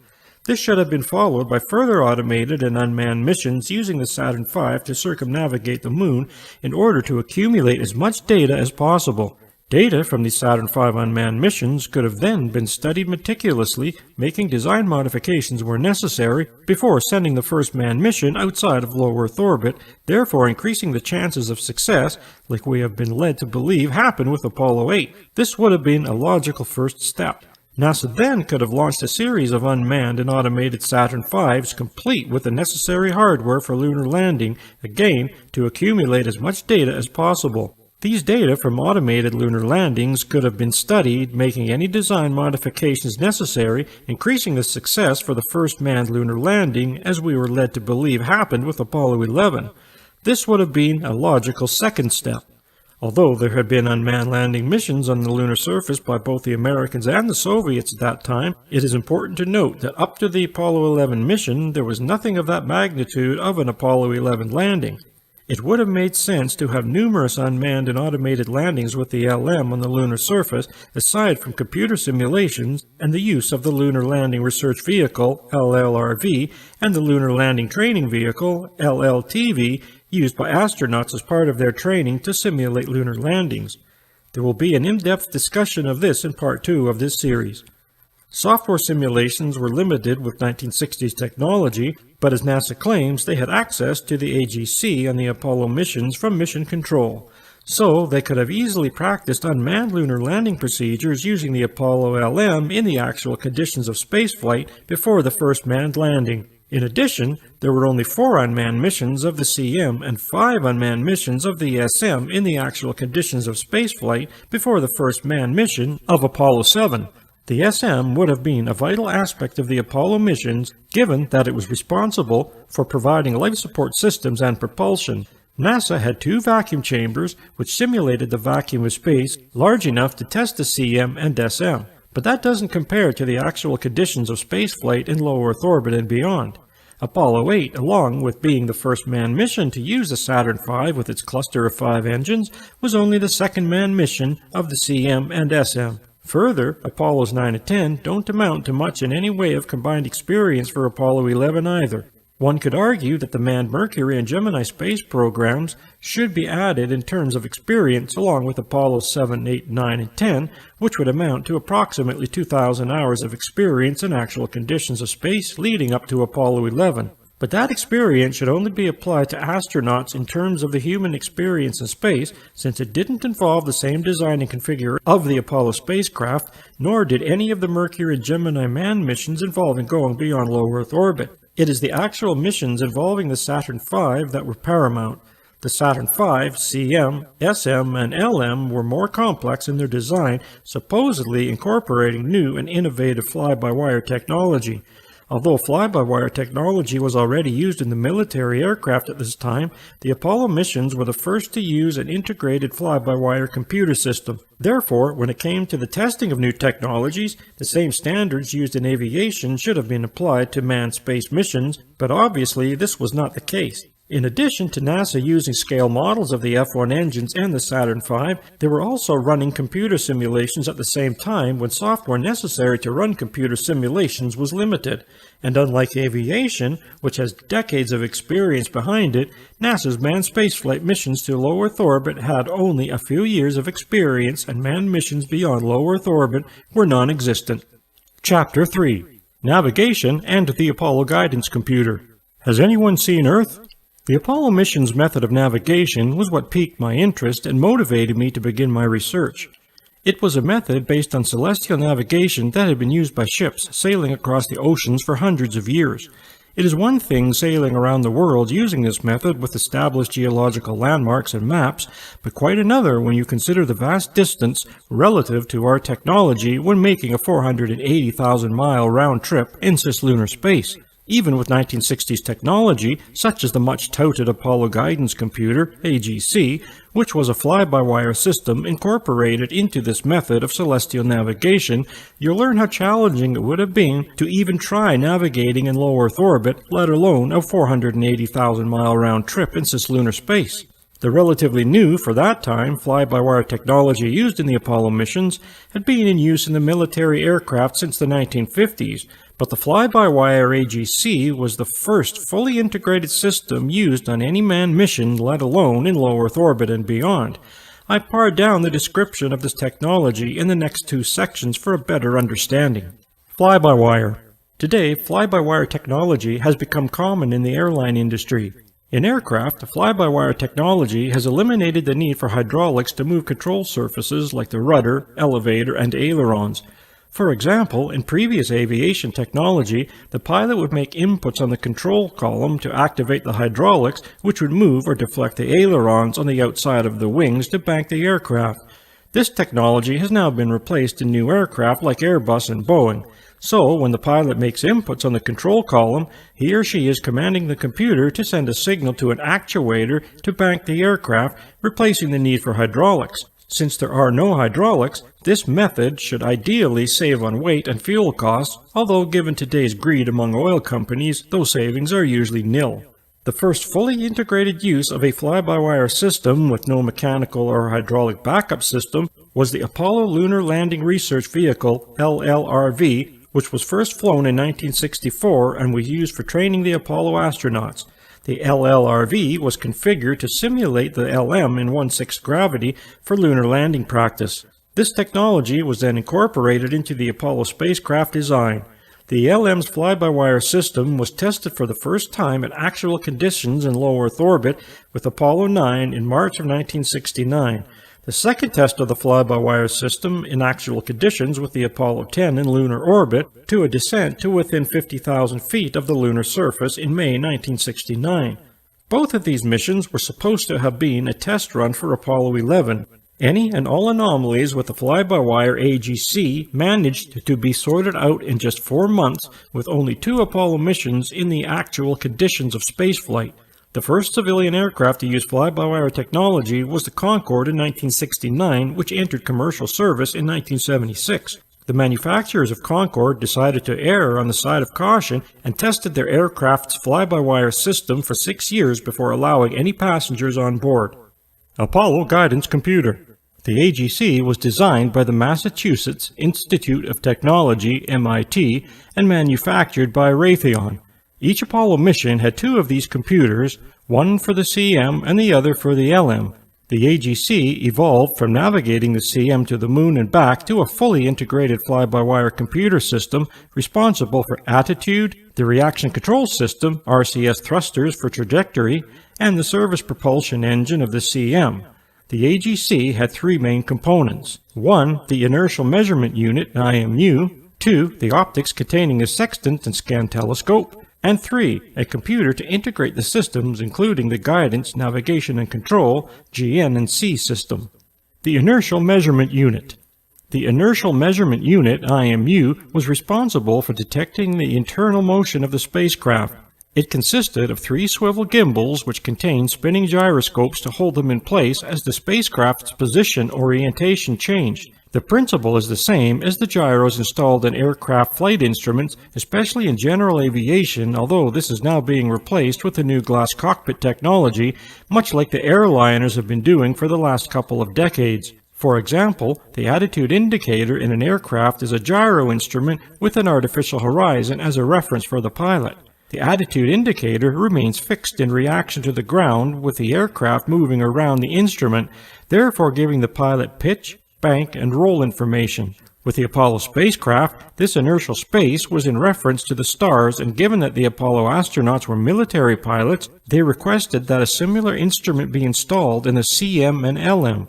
This was called the Flight Director Attitude Indicator, FDAI, displaying pitch, yaw, and roll angles with the instrument displaying Earth and Moon's horizon to give the astronauts a better sense of orientation. The optics. As part of the navigation system, the Apollo spacecraft had a version of a sextant called the optics, which was used by sailors for hundreds of years to measure angles between the Earth's horizon, the Sun, and the stars. It consisted of a sextant and telescope. The former was an optical instrument capable of measuring angles between 2 stars. The lens had a 1.6 negative degree true field of view with 28 times magnification and 2 lines of sight used for star sightings, one fixed called the landmark line of sight, LLOS, and one movable called the star line of sight, SLOS. The LSOS swung up to 57 degrees from the fixed line of sight and was used to bring the star sightings into alignment with the Earth's horizon. Usually, 2 star sightings would be sought out and the coordinates fed into the AGC. The telescope part of the optics had a 1 times magnification with a 60-degree true field of view. Since the optics was fixed in position, the AGC would be commanded to position the CSM for star sightings. The Command Module Pilot, CMP, would then aim the telescope at a star and line it up with the sextant. Among programs stored in the memory core of the AGC was a list of angles for 37 bright stars more easily visible to the astronauts. After the CSM was positioned, a program was selected for aligning the IMU. The CMP would then press a switch for the computer to read the angles between star sightings taken by the optics. This would display the angles on the display and keyboard, DSKY, and then used to realign the IMU. From this information, the CMP would obtain the state vector and determine whether a course correction was necessary. This procedure for checking the state vector was done several times on Apollo 11 on the way to the Moon and back. Guidance, navigation, and control system. NASA wanted this new computer to have an autopilot as well as guidance and navigation capabilities, so the computer further evolved into the Guidance, Navigation and Control System, GNC, commonly referred to as the AGC. Raytheon had to pare down the usual floor-to-ceiling computers of the 1960s to the one size of a cubic foot, approximately for the CM and the LM. This supposedly was accomplished in just over 1 year. The AGC did not store information on a disk. It was stored in read-only memory, ROM, which was a core rope memory system. This was accomplished in the manufacturing phase by weaving copper wire through and around a tiny magnetic core. The crew interfaced with the AGC using a digital display and keypad known as the DSKY, pronounced disk key, on board both the CM and LM. Mission Control at Houston also had a disk key to interface with the AGC for remote control, if when necessary. Software for the AGC was written in binary, assembly, or machine language. The interpreter was used to translate mathematical functions, and the executive managed the programs. NASA claims that the AGC was capable of running several programs at the same time. And although NASA claims that the AGC had autopilot, it did not have autonomous capabilities for finding solutions to the many scenarios that could have endangered the Apollo missions and, of course, the astronauts. Trajectory and docking using the non-autonomous AGC. One of the many important procedures for the Apollo spacecraft in maintaining a programmed route to the moon was to fire the engine of the S-1VB for a limited time for translunar insertion, TLI. This is done to put the spacecraft on a proper trajectory to the moon. If engine thrust was precise, it would have to put the CSM on its proper trajectory, that is, an elliptical orbit around the Earth extending to the far side of the moon. This is the free-run trajectory, which would have put the Apollo spacecraft on a course around the moon and back to the Earth in the case of a service module engine failure. It's interesting to note that the subsequent Apollo missions gave up the free-run trajectory for the hybrid trajectory. This was apparently done to save fuel, putting them on a trajectory to their respective moon landing locations. NASA considered the risk of an SM engine failure to the minimal, therefore they gave up the free-run trajectory. That would have been an enormous gamble to take in a manned mission with one engine 240,000 miles from Earth. Proponents of these missions have argued that the LM descent engine could have been used as a backup. However, the LM engine wasn't as powerful as the CSM engine, and given the flimsy design of the LM, it's quite conceivable that the structural damage would have taken place during the Saturn V launch due to atmospheric forces. There are a number of scenarios that could have seriously damaged the LM, therefore, relying on that as a backup would have required its own backup. After the S-1VB fired its engine to put Apollo 11 on its trajectory to the moon, it was followed by a separation by the CSM, which would have had to use its RCS thrusters to move away from the S-1VB. The CSM would then have to turn 180 degrees to move towards the S-1VB to dock with the LM to extract it. The CSM, now docked with the LM, would then have needed to turn 180 degrees back to its original position for its continued trajectory towards the moon initiated by the S-1VB. Complicated maneuvers like this were supposedly done by a non-autonomous computer. The astronauts would have been marooned in space. Apollo 11 CMP Michael Collins claims that the Apollo method of navigation had an accuracy of 0.01 degrees. Author Ralph Renee writes, Collins says that he was thrilled when the unit flipped up its 5 balls in praise, but this represented 0.01 degree accuracy, not an exceptional result by today's standards.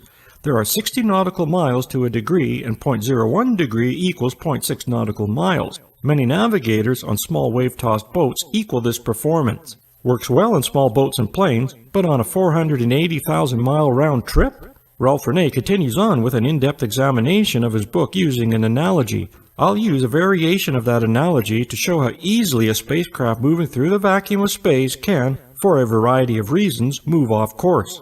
There's a method general aviation pilots use to check their track, called the 1 in 60 rule. This means that when you've traveled 60 nautical miles and are 1 degree off course, you are now 1 nautical mile off course. It's an easy situation for pilots to correct along cross-country trips, especially with map readings and references to ground terrain along with navigation equipment, that is, if you correct your track promptly. But with the Apollo missions, we're not talking about a cross-country trip. We're talking about a 480,000-mile round trip in cislunar space with little or no tracking capabilities, with only the stars as a visual reference, using a non-autonomous computer. Now apply a version of the 1 in 60 rule to these factors. The speed of the CSM while decreasing due to Earth's gravity until the equigravisphere neutral point, and where the Moon begins to exert its gravitational influence due to the Apollo spacecraft's track. The Moon is on its orbit moving at a speed of 2,300 miles an hour, which traveled about 155,000 miles in its orbit around Earth as it moved into position for the planned interception by the Apollo spacecraft. The celestial method of navigation, using a non-autonomous computer that required interface by the astronauts for specific programs. Also, the lack of visual references, that is, the limited options in star sightings available for navigation. Having no radio navigation equipment comparable to the technology and precision in navigating as aircraft have, and having little or no tracking capabilities of the Apollo spacecraft from mission control. These points require an autonomous computer for complex calculations. The AGC did not have this capability, so with the above points factored together, the Apollo spacecraft would have moved off course by thousands of miles for a number of reasons, requiring a delta V, or change in velocity and direction, that needed to use propellant to fire the engine for putting them back on course. And because of the weight restrictions for getting into orbit, propellant was limited, so there wasn't much, if any, margin for error. The method of navigation used by the Apollo missions was to check to make sure that they were on course, not to maintain it. The AGC didn't have this capability, which was why checking for any necessary course corrections was done in the first place. This is one of the many scenarios for the limited performance that the AGC would have to deal with. If this method of navigation were used in actual conditions, this would have been a sure-shot recipe for disaster, marooning the Apollo mission astronauts in orbit in cislunar space for eternity. Tracking Apollo missions the NASA way. Now that we've established that the AGC was not capable of maintaining course, how did the astronauts know when to make course corrections? The answer is they didn't. NASA had to come up with a method for tracking the Apollo spacecraft so that they could inform them when to perform a course correction. Aircraft tracking and navigation is accomplished with ground and other onboard equipment, but on spacecraft there are limits to how much weight can be launched. Therefore, everything possible is done to keep it to minimum. For the Apollo missions, a way had to be determined to track the spacecraft, since radar had a limited range, and this needed to be done without bulky equipment and excess weight. The method NASA came up with was called the Doppler effect. This was supposedly done by Mission Control in Houston, Texas. The Doppler effect is usually likened to the horn of an oncoming car, which appears to rise in pitch as it's moving toward the observer, and then appears to decline in pitch as it moves away from the observer. The actual pitch of the horn never changes. The same method is applied in radio frequencies from the Apollo spacecraft when moving away or towards Earth tracking stations. However, because of the thermal extremes of space and the excessive equipment needed on board a spacecraft to send signals of sufficient strength using this method, NASA says it found a way to use the Doppler effect without the need for this excessive equipment on the CM.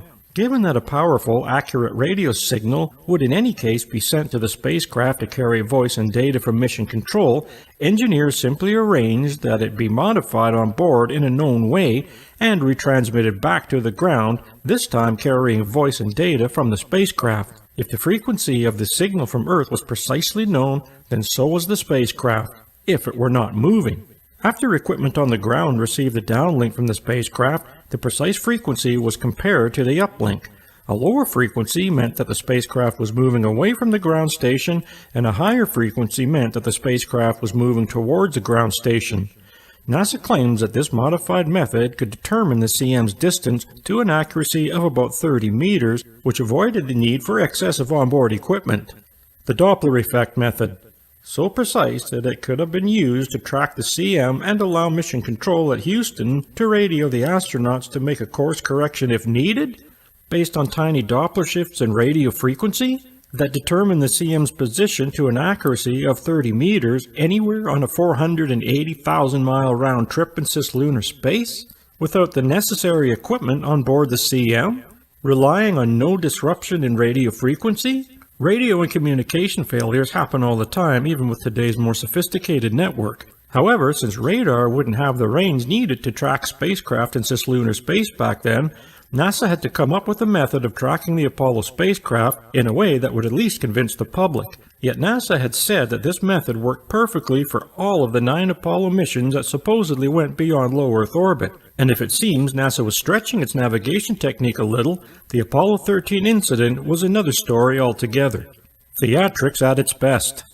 On April 13, 1970, Apollo 13 had an oxygen tank explosion in the service module while docked with the LM en route to the moon. Although technically it was an electrical fire that caused an overpressurization and rupture in oxygen tank number 2, which damaged oxygen tank number 1. However, the overpressurization was enough to blow the side panel off the service module SM. In the astronauts' heroic attempt to save their spacecraft, they abandoned their moon landing and powered down the CM to save power, which they would need for re-entry into the Earth's atmosphere. Since the CM was powered down, that meant that the AGC was powered down as well, which meant no navigation system. They had to rely instead on the LM's navigation system to get them back to Earth. But because the LM's primary guide and navigation system, the PGNS, would have used too much power, which was now limited, they instead used the backup computer, the LM's abort guidance system, AGS, to help navigate back to Earth. Meanwhile, the explosion in the Apollo 13 SM was now venting particles, which was complicating their ability to distinguish them and the star sightings needed for position fixes and course corrections. So now the astronauts are in a serious life-threatening situation in which they have to resort to using a non-autonomous backup computer with even less power and memory than that of the AGC. And while there were contingencies that included using the LM descent engine in the case of the CSM engine failure, apparently none of them included the Apollo 13 scenario. There's a possible reason for this. At the time of the Apollo accident, on April 13th, 14th, 1970, this Frau Moreau site was actually a considerable distance into the unlit side of the Terminator. This is such a crucial point that we sought verification on the circumstance from Dr. Percy Seymour, astrophysicist and principal lecturer in astronomy at the University of Plymouth, England. Percy confirmed that this was in fact the case and kindly supplied us with his own computer printout illustrating the position of the Terminator at 23:30 hours GMT on April 13, 1970. Apollo 13 was inadvertently scheduled to land on the unlit side of the Terminator in an area called Frau Moreau. All of the missions were scheduled to land on the unlit side of the Terminator since their only lighting was the sun. This had been confirmed by other authors using program software called Celestia, a 3D astronomy program created by Chris Laurel. Somehow, NASA miscalculated the landing of this fictitious mission, so they needed to come up with a solution. Therefore, the Apollo 13 accident scenario was invented to rescue NASA from embarrassment. They obviously made a blunder in planning this mission that it would have landed in the dark. Proponents have countered that Apollo 13 would have landed near the moon's Terminator on the sunlit side. However, given the close proximity to the unlit side and the fact that the astronauts were using visual landmarks searching for a suitable landing site, their approach left no margin for error. This would have been hazardous to say the least. Charts and slide rules. The Apollo missions method was to use the AGC along with charts and slide rules.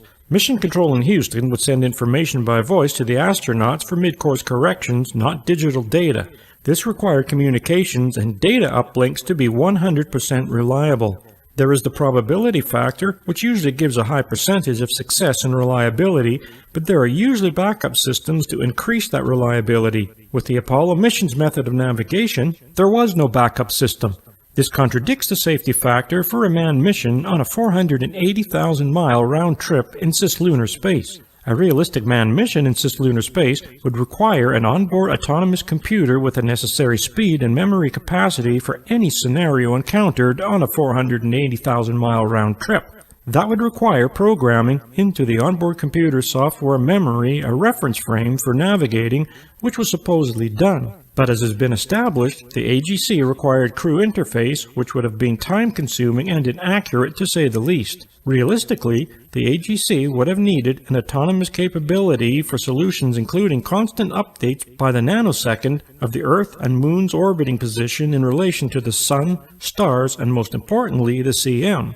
And note, this would have to have been done in real time. The AGC would then use the data to update projected propellant requirements, velocity, and estimated time en route to numerous checkpoints on a continuous basis, very much like what is done in aviation. As soon as a course correction is necessary, an autonomous computer instantly finds solutions, performs a maneuver, while alerting the astronauts through digital displays. The AGC did not have this capability. The limited capacity and memory of the AGC. As mentioned earlier, the AGC required crew interface for altering, updating, or switching to another program. For added safety, the main computers at Houston would have been running the same programs for comparison. In fact, NASA claims that the mainframe computers at Houston did the most complicated or biggest part of the computations, which were then uplinked to the onboard AGC. That alone raises some serious questions as to the efficiency of the AGC and the safety of the manned mission in low Earth orbit or beyond using this limited technology. It has been said that the AGC has less computing power and memory than that of the average pocket calculator. This is true considering that the AGC had a memory capacity of 38,000 words, which is a fraction of any modern personal computer. Proponents of the Apollo missions counter this by saying that unlike today's computers, the AGC didn't have the need for running numerous other programs like displaying video. However, the average modern-day computer isn't responsible for the lives of manned missions outside of low Earth orbit in cislunar space on a 480,000-mile round trip. The information that was uploaded to the AGC, or voiced up for the astronauts to write down, relied on the uplink and the communications being 100% reliable.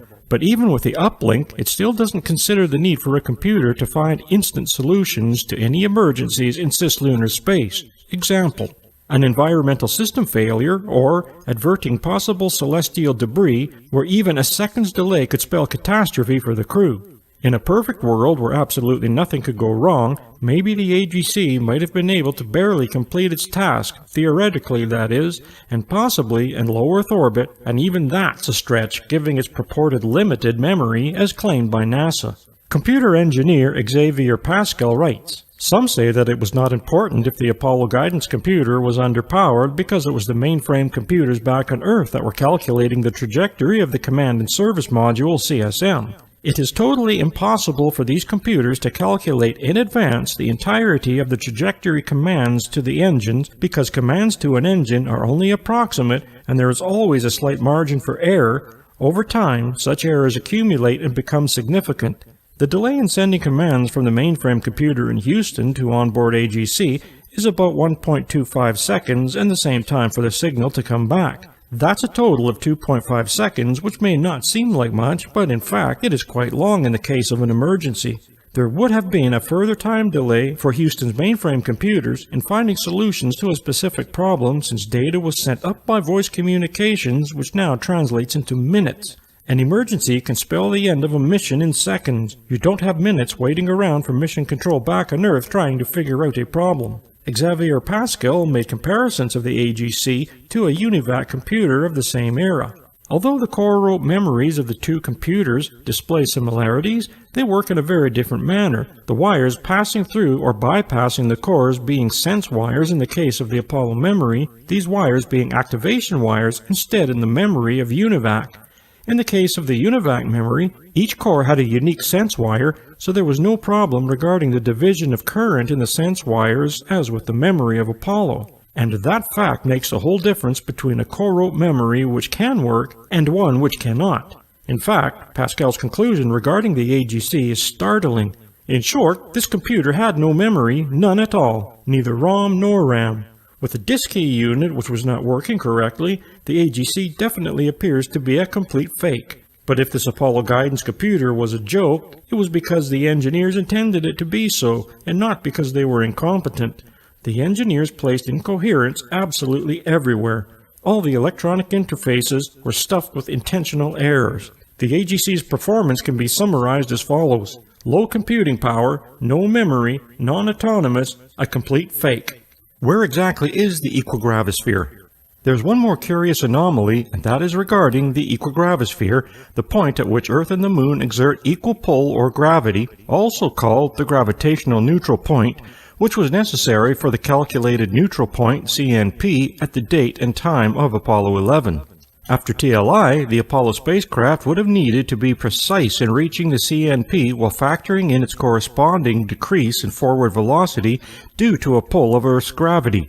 At the CNP, Apollo 11 would then enter the influence of the moon's gravity, therefore increasing forward velocity. So, the pre-calculated time in mission planning becomes vitally important, since any discrepancy would require the use of propellant, which was limited due to weight restrictions for launch.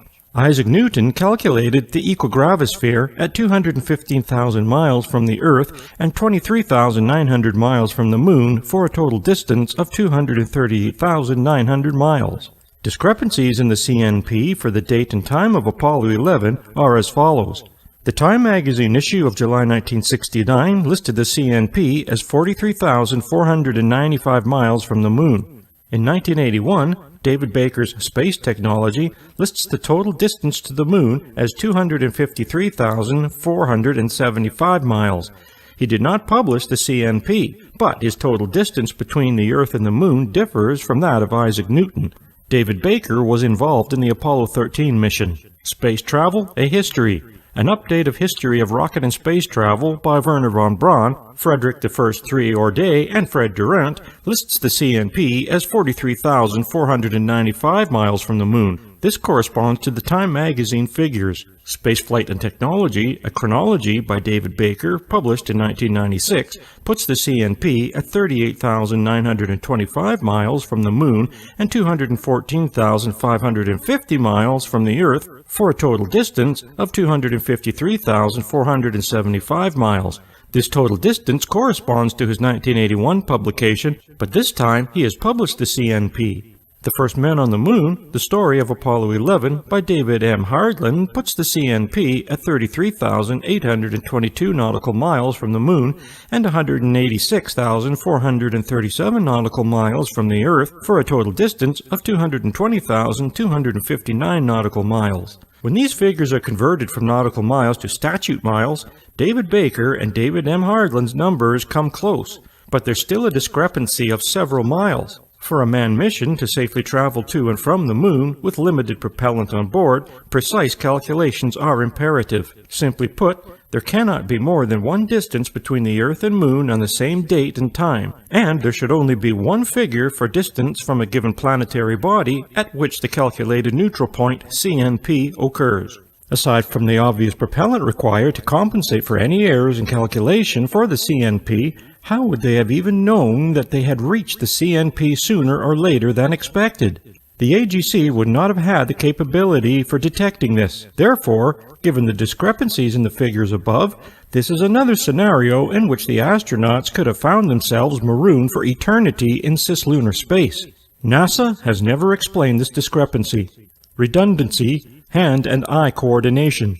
As for redundancy in the case of an AGC failure, and unlike Apollo 13 without the LM or its onboard PGNS or AGS on its route back to Earth, NASA says that the command module had a second control system that could operate independent of the other systems called the Stabilization and Control System, SCS. This stabilization and control system, SCS, could maintain altitude and allow the crew to make accurate maneuvers and, if necessary, even manually control the SPS engine. In other words, NASA says that if necessary, the astronauts could have hand-flown the CSM 240,000 miles back to Earth with nothing more than hand and eye coordination. Chapter 4. Radiation Belts and the Earth, Intense Solar Storms, and Galactic Cosmic Rays. To glow or no glow. The Apollo missions would have had to travel through an area of radiation surrounding the Earth called the Van Allen belts.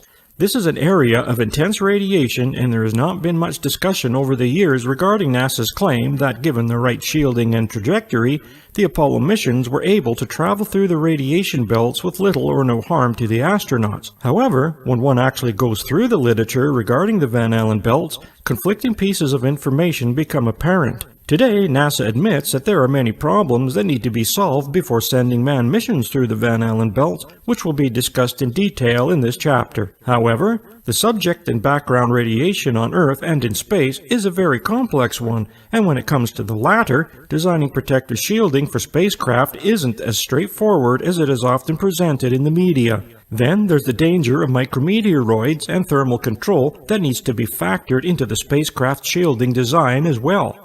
In this chapter, We'll focus on the dangerous radiation environment, which presents a constant threat to any manned space mission, including the area of space beyond low Earth orbit, LEO, and outside of the Earth's magnetic field.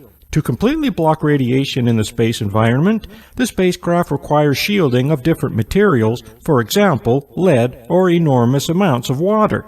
Due to the excess weight of these materials, a launch would be a near impossibility with the technology available today. Therefore, spacecraft shielding is designed to decrease the intensity of radiation to acceptable limits for the astronauts using materials that minimize weight for launches. This is what's called attenuation of radiation. It is the claims made by NASA when discussing attenuation of radiation that we'll focus on. Spacecraft shielding that would actually be needed for radiation in space and low Earth orbit and beyond, as well as for protection of micrometeoroids and thermal control, we'll be discussing in Chapter 5. Factors to consider in the attenuation of radiation and accumulated doses include 1. The overall health of astronauts, 2. Gender and age, 3. Number of previous manned missions they may have been on, and 4. The duration of any specific manned mission that they may be considered for. For example, a particular astronaut's previous mission or missions, depending on the duration of exposure to radiation, may disqualify him for any future mission. It would take many books to talk about the history and theory of radiation and its effects on people, more specifically astronauts in the space environment. However, for most of us, myself included, a brief review of some of the basics of this subject will help in appreciating the complexity involved, which I have provided in this section. Basic theory. There are 3 sources of radiation in space. 1. High radiation particles around the Earth trapped by the magnetosphere called the Van Allen belts. 2. Solar storms which originate from the Sun, which are referred to in several ways. For example, solar cosmic ray events, solar proton events, solar energetic particle events, energetic storm particle events, ground level events, proton showers, and solar cap absorption events, or as is commonly referred to as solar particle events, SPEs. Also, there are coronal mass ejections, CMEs, which are associated with SPEs. From here on in, we'll refer to the terms SPEs and CMEs. 3. Galactic cosmic rays, GCRs, which come from the Sun and from all directions outside of the solar system. Guidelines most commonly used for reference are from the International Commission of Radiological Protection, ICRP, and the International Commission of Radiation Units and Measurements, ICRU. Basic measurement units are used as a reference point in an effort to appreciate and understand some of the challenges for spacecraft shielding and the attenuation of radiation. For more detailed information, you can refer to the ICRP and ICRU. There are 4 aspects of radiation to consider. There are 2 types of radiation, ionizing and non-ionizing. Examples of ionizing radiation include alpha particles, beta particles, X-rays, and gamma rays, all of which are harmful and measured as an absorbed dose by the unit joule per kilogram, JKG. In physics, 1 joule per kilogram is called a gray, GY. Outside of the Earth's atmosphere, astronauts need protection from ionizing radiation in low Earth orbit and beyond. This becomes even more important for astronauts as they venture beyond low Earth orbit and Earth's protective magnetic field. B. Equivalent dose. Since there are different types of radiation, there needs to be a further method of determining its biological effects. Proponents of the Apollo missions say that alpha radiation in the outer regions of the Van Allen belts can easily be stopped with a few centimeters of air or paper, while beta radiation can be stopped with aluminum, thus giving the impression that manned missions through this region would cause little or no harm to the astronauts as long as they traveled through this area quickly. This is partially correct. However, as this chapter will show, NASA is not sure of the energy levels in this region of space around the Earth, and if alpha particles are inhaled or ingested, they could be the most destructive form of ionizing radiation, given that alpha and beta radiation will have different biological effects. A numerical quality factor Q between 1 and 20 is used to determine the equivalent dose. Alpha particles are given a Q factor of 20 since it causes more harmful biological effects once ingested. Beta and gamma radiation are assigned a Q factor of 1. Alpha and beta are forms of particle radiation that are relatively easy to stop. Even though gamma radiation is assigned the lowest Q factor, it can be the most penetrating, causing enormous harm to astronauts depending on its energy. Therefore, 1 GY of alpha radiation is 20 times more harmful than 1 GY of beta or gamma radiation. The sievert, SV, which is the International Unit System, SI, is used to interpret the varying biological effects from different types of radiation. For reference purposes, 1 GY of alpha radiation is an equivalent dose of 20 SV. 1 GY of beta radiation is an equivalent dose of 1 SV. 1 GY of gamma radiation is an equivalent dose of 1 SV. Other types of radiation are given different Q factors between 1 and 20. Effective dose. Since different types of radiation can strike different parts of the body, a new quantity called the effective dose is used in which each organ or part of the body is assigned its own Q factor. This is one of many factors considered when designing spacecraft shielding. The figures used above in equivalent dose are further broken down into millisieverts, MSV, or 1 sievert is equal to 1,000 millisieverts. It is the millisievert that is usually used in determining the effective dose for individuals. And when using figures such as 0.1 millisieverts or 1 sievert, you still use the Q factors 1 to 20 to multiply them. Dose rate. A dosimeter is used to measure the dose rate, usually in millisieverts per hour. The Apollo astronauts were supposed to have carried a dosimeter on board. Although average dose rates for the Apollo astronauts have been released, individual dose rates remain classified. The rad and the rem.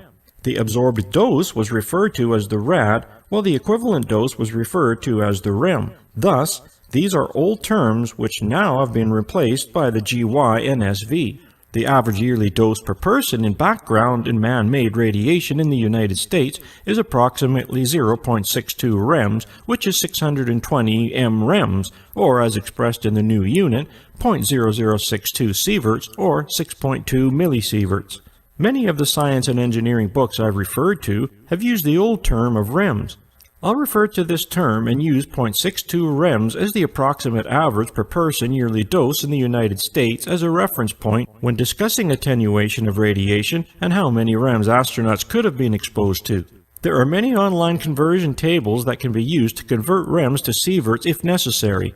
I hope this brief description will help you in your research into the Apollo moon missions when reading about shielding and attenuation of radiation, which will be discussed further. Van Allen radiation belts. The Van Allen radiation belts are two regions of energetic particles that encircle the Earth, excluding the north and south polar regions. Any manned mission to the moon would have required a trajectory through the radiation belts, which NASA claims is safe for astronauts as long as they have proper shielding as they travel through the outer regions of the outer radiation belt quickly, therefore minimizing radiation exposure. Discovery of the Van Allen belts. In 1958, Dr. James Van Allen discovered two radiation belts surrounding the Earth through two unmanned missions. Explorer 1 launched February 1, 1958, and Explorer 3 launched March 26, 1958. The inner and outer radiation belts consist of energetic charged particles, the inner belt consisting predominantly of protons and the outer belt of electrons. Dr. James Van Allen writes, "The inner belt reaches its peak at about 2,000 miles from the Earth, the outer one at about 10,000 miles. Beyond 10,000 miles, the radiation intensely diminishes steadily. It disappears almost completely beyond 40,000 miles. The maximum intensity of radiation in each belt is about 25,000 counts per second, equivalent to some 40,000 particles per square centimeter per second. The maximum intensity of radiation in each belt is about 25,000 counts per second, equivalent to some 40,000 particles per square centimeter per second. Solar wind is tenuous ionized gas called plasma and is the main source of energetic charged particles in the radiation belts. The solar wind, or ionized gas, encounters the Earth's magnetic field by first hitting the magnetosheath, which is often referred to as the bow shock. This area extends approximately 37,000 miles from Earth. Below the magnetosheath is the magnetopause, and below that is the magnetosphere. From here, these charged particles in the magnetosphere, mainly protons and electrons, are trapped inside Earth's magnetic field. Within Earth's magnetic field, These charged particles are now influenced by Earth's magnetic north and south poles, traveling along magnetic field lines. Hence, the Van Allen belts are in constant flux and form one of the many pertinent factors to consider when sending manned missions through this area. Conflicting information regarding intensity of Van Allen belts. People who question the Apollo missions are usually referred to as conspiracy theorists. This term was invented by the CIA to dispel any rumors of conspiracy regarding the JFK assassination. Further, conspiracy theorists are often accused of quote mining. It is another term used in an attempt to further discredit anyone writing about this subject. Quotes are used by authors at the time, and I will use them in this chapter to show the discrepancies and conflicting information regarding the Van Allen belts. We'll start with the conflicting information regarding the size and energy levels of the radiation belt, as is presented in numerous books and articles. Here are several points taken from 6 sources that show the discrepancies and conflicting information regarding the Van Allen belts. After each source, I offer my analysis. 1. Dark Moon and the Whistleblowers by Mary Bennett and David S. Percy. In Spaceflight and Rocketry, a chronology, David Baker has an entry dated March 20, 1959 for an announcement of further radiation belt data from Professor James Van Allen, stating that the inner belt extended from 1,500 to 3,000 miles, the upper belt from 8,000 to 55,000 miles. Yet the same year, in the highly respected Scientific American, James Van Allen states that the radiation zones extend to 64,000 miles.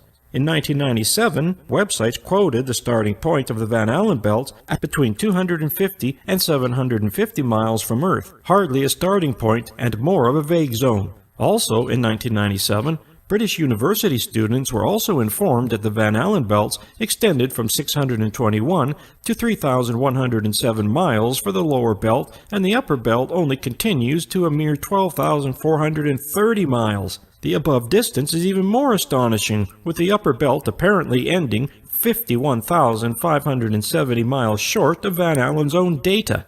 As this list compiled by Bennett and Percy shows, there are several different interpretations of the data.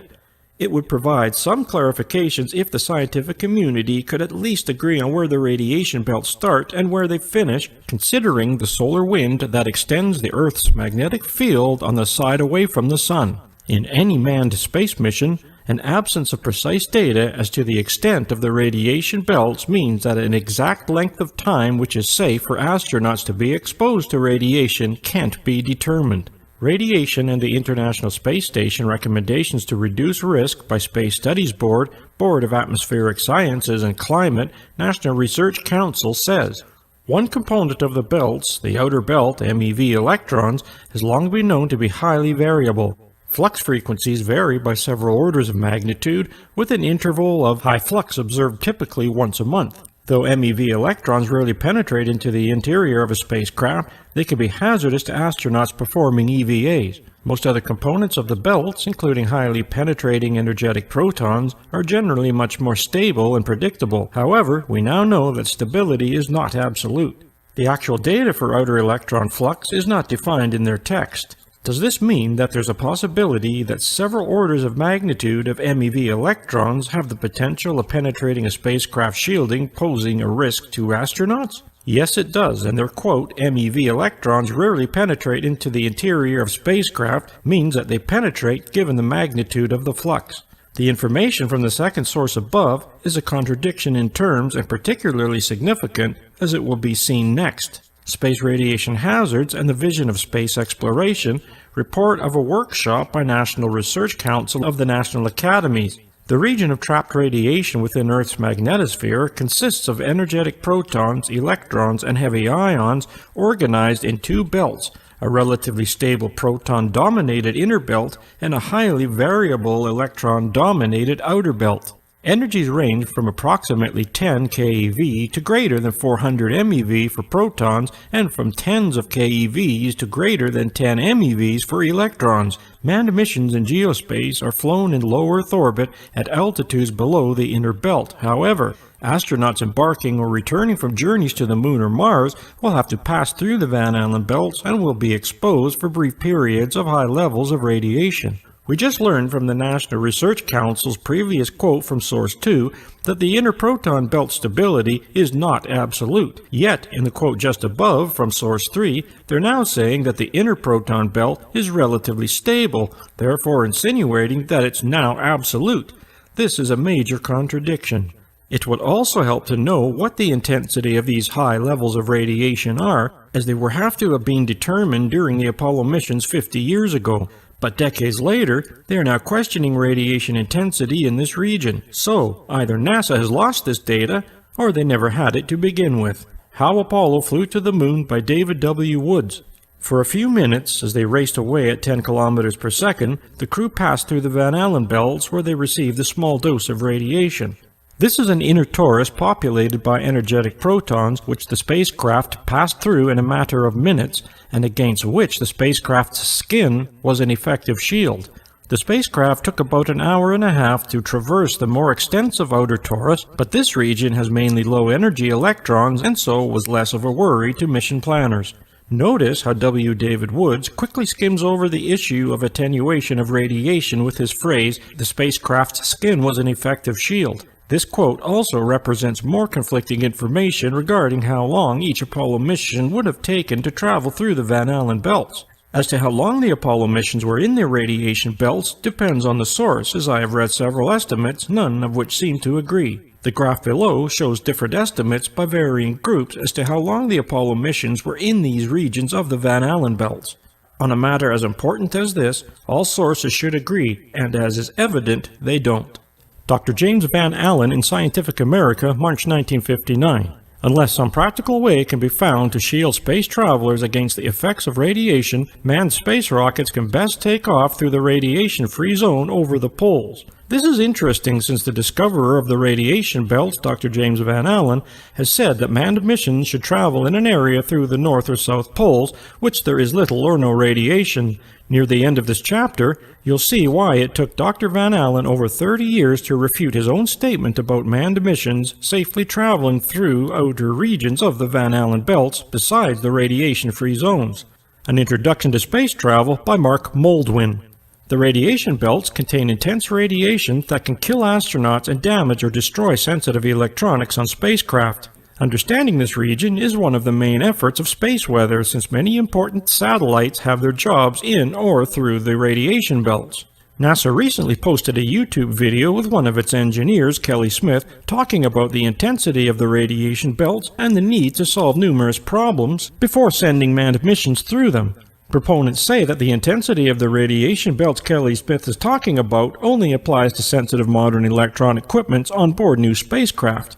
Mark Moldwin's above quote shows that's partially true, but radiation intense enough to harm sensitive electronics can also harm or kill the astronauts. Smith completely ignores the Apollo missions' travel through the outer regions of the radiation belts, and he doesn't specifically say in the video where those radiation intensities are. Hence, the inference is, it's not safe for manned missions no matter what area of the radiation belts these missions attempt to go through, and that's with 21st century technology. Note, with the exception of Dr. James Van Allen, all above quotes come from sources decades after the Apollo missions. There's one more thing to add here, and that's the variation in the Earth's magnetic field over the South Atlantic. It's the area of the Van Allen belts that dips to an approximate altitude of 100 miles over Brazil and stretches out over the South Atlantic Ocean, commonly referred to as the South Atlantic Anomaly, SAA.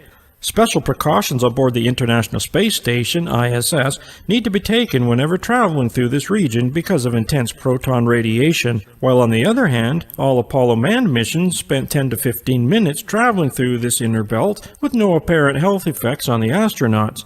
This presents more conflicting information from NASA. Outer electron belt would have exceeded Apollo spacecraft shielding. In this section, we'll use the terms KeV, MeV, and GeV. KeV, kilo electron volt, which is 1000 electron volts, MeV, mega electron volt, which is 1 million electron volts, and GeV, giga electron volt, which is 1 billion electron volts. A reference point to remember for the Apollo missions is that the attenuation of radiation up to 14.7 MeV electrons in the predominantly electron outer Van Allen belt. Being exposed to high levels of radiation for short periods of time is tolerable, but of course, you want to know what the energy flux of these high levels of radiation are.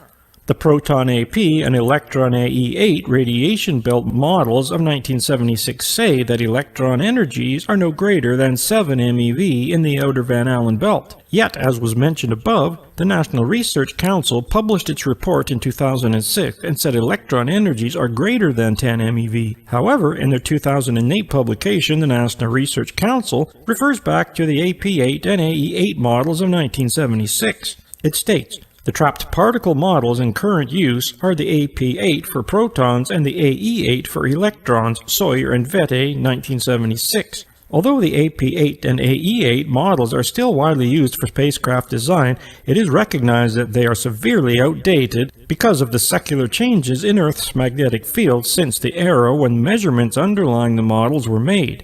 It is now recognized that radiation belts vary on timescales shorter than just the solar maximum, solar minimum levels described in the AP8, AE8 models.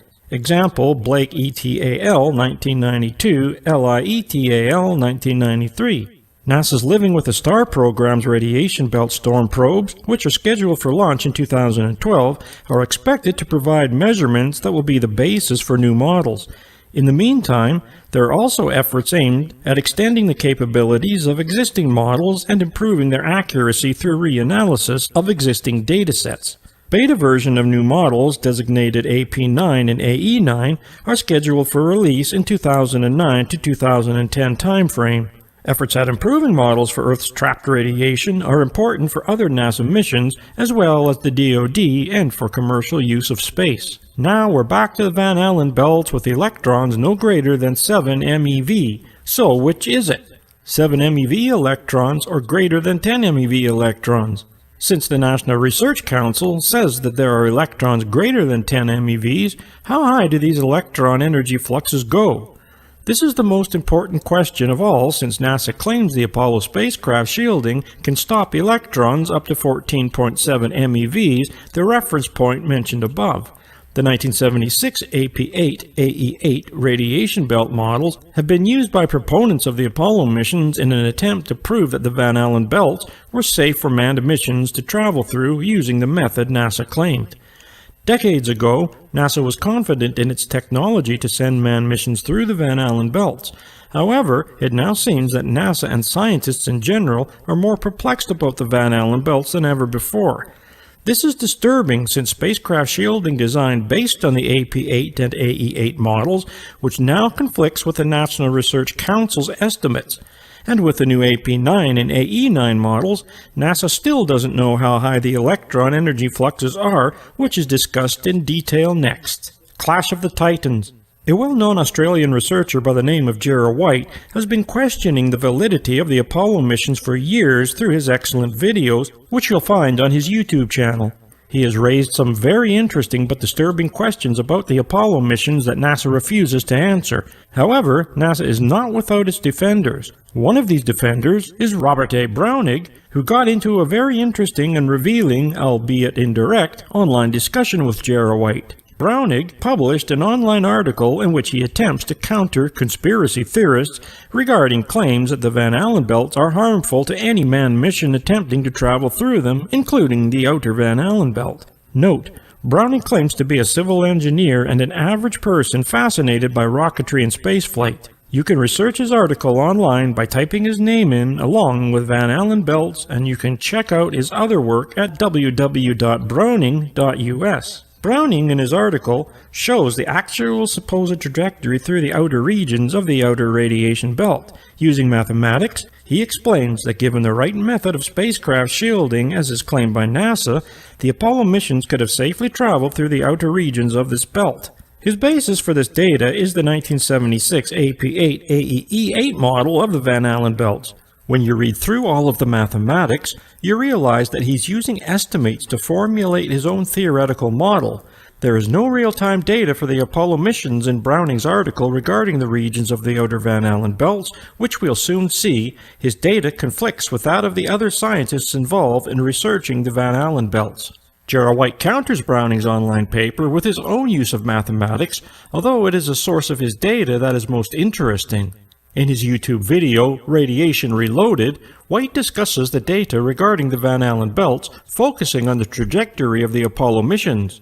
24 minutes into the video, he specifically counters Browning's claims that White's previous YouTube video he had used erroneous data to prove that the outer Van Allen belt would have been dangerous for any manned mission. While Gerald White was researching for a university assignment, he came upon a credible source. In an article by Herbert O. Funston and his team from the Los Alamos National Laboratory published on March the 8th, 2013, Funston talks about penetrating radiation, saying electron fluxes are typically observed at energies greater than 15 MeV in both radiation belts, with inner belt proton energies that can exceed 100 MeV. According to the published reports by the National Research Council in the year 2000 to 2008, energies greater than 30 MeV protons can penetrate the mid-deck of the Soviet shuttle. Hence, one should assume that the Apollo spacecraft would be no different. This is interesting considering NASA's claims that the Apollo spacecraft shielding was enough to stop up to 14.7 MeV electrons. White contacted Funston and asked him to quantify the fluxes of the electrons. Funston referred White to one of the authors of the article, a space physicist, Dr. Jeffrey D. Reeves. In his correspondence with White, Reeves, a world expert on the subject, made a startling statement. I've reproduced it here in its entirety from Gerald White's YouTube video, Radiation Reloaded, to avoid misrepresentation. Dr. Jeffrey D. Reeves, the answer is we don't know. Most places in the magnetosphere, there are no electrons with energies greater than 1 MeV. They just don't stick around long enough. In the inner magnetosphere, they can be trapped for a long time. Trapping in the inner belt is much longer than trapping in the outer belt, so the fluxes greater than 10 MeV electrons tend to be higher and steadier in the inner belt. How high and how steady, I'm not sure. Here's why. 1. You need a really large detector to measure greater than 15 mega-electron volts. Larger means heavier, so we typically don't fly detectors that are massive. The measurements we do have are typically inferred from backgrounds in detectors that are intended for other purposes and for which the electron response sensitivity is not well known.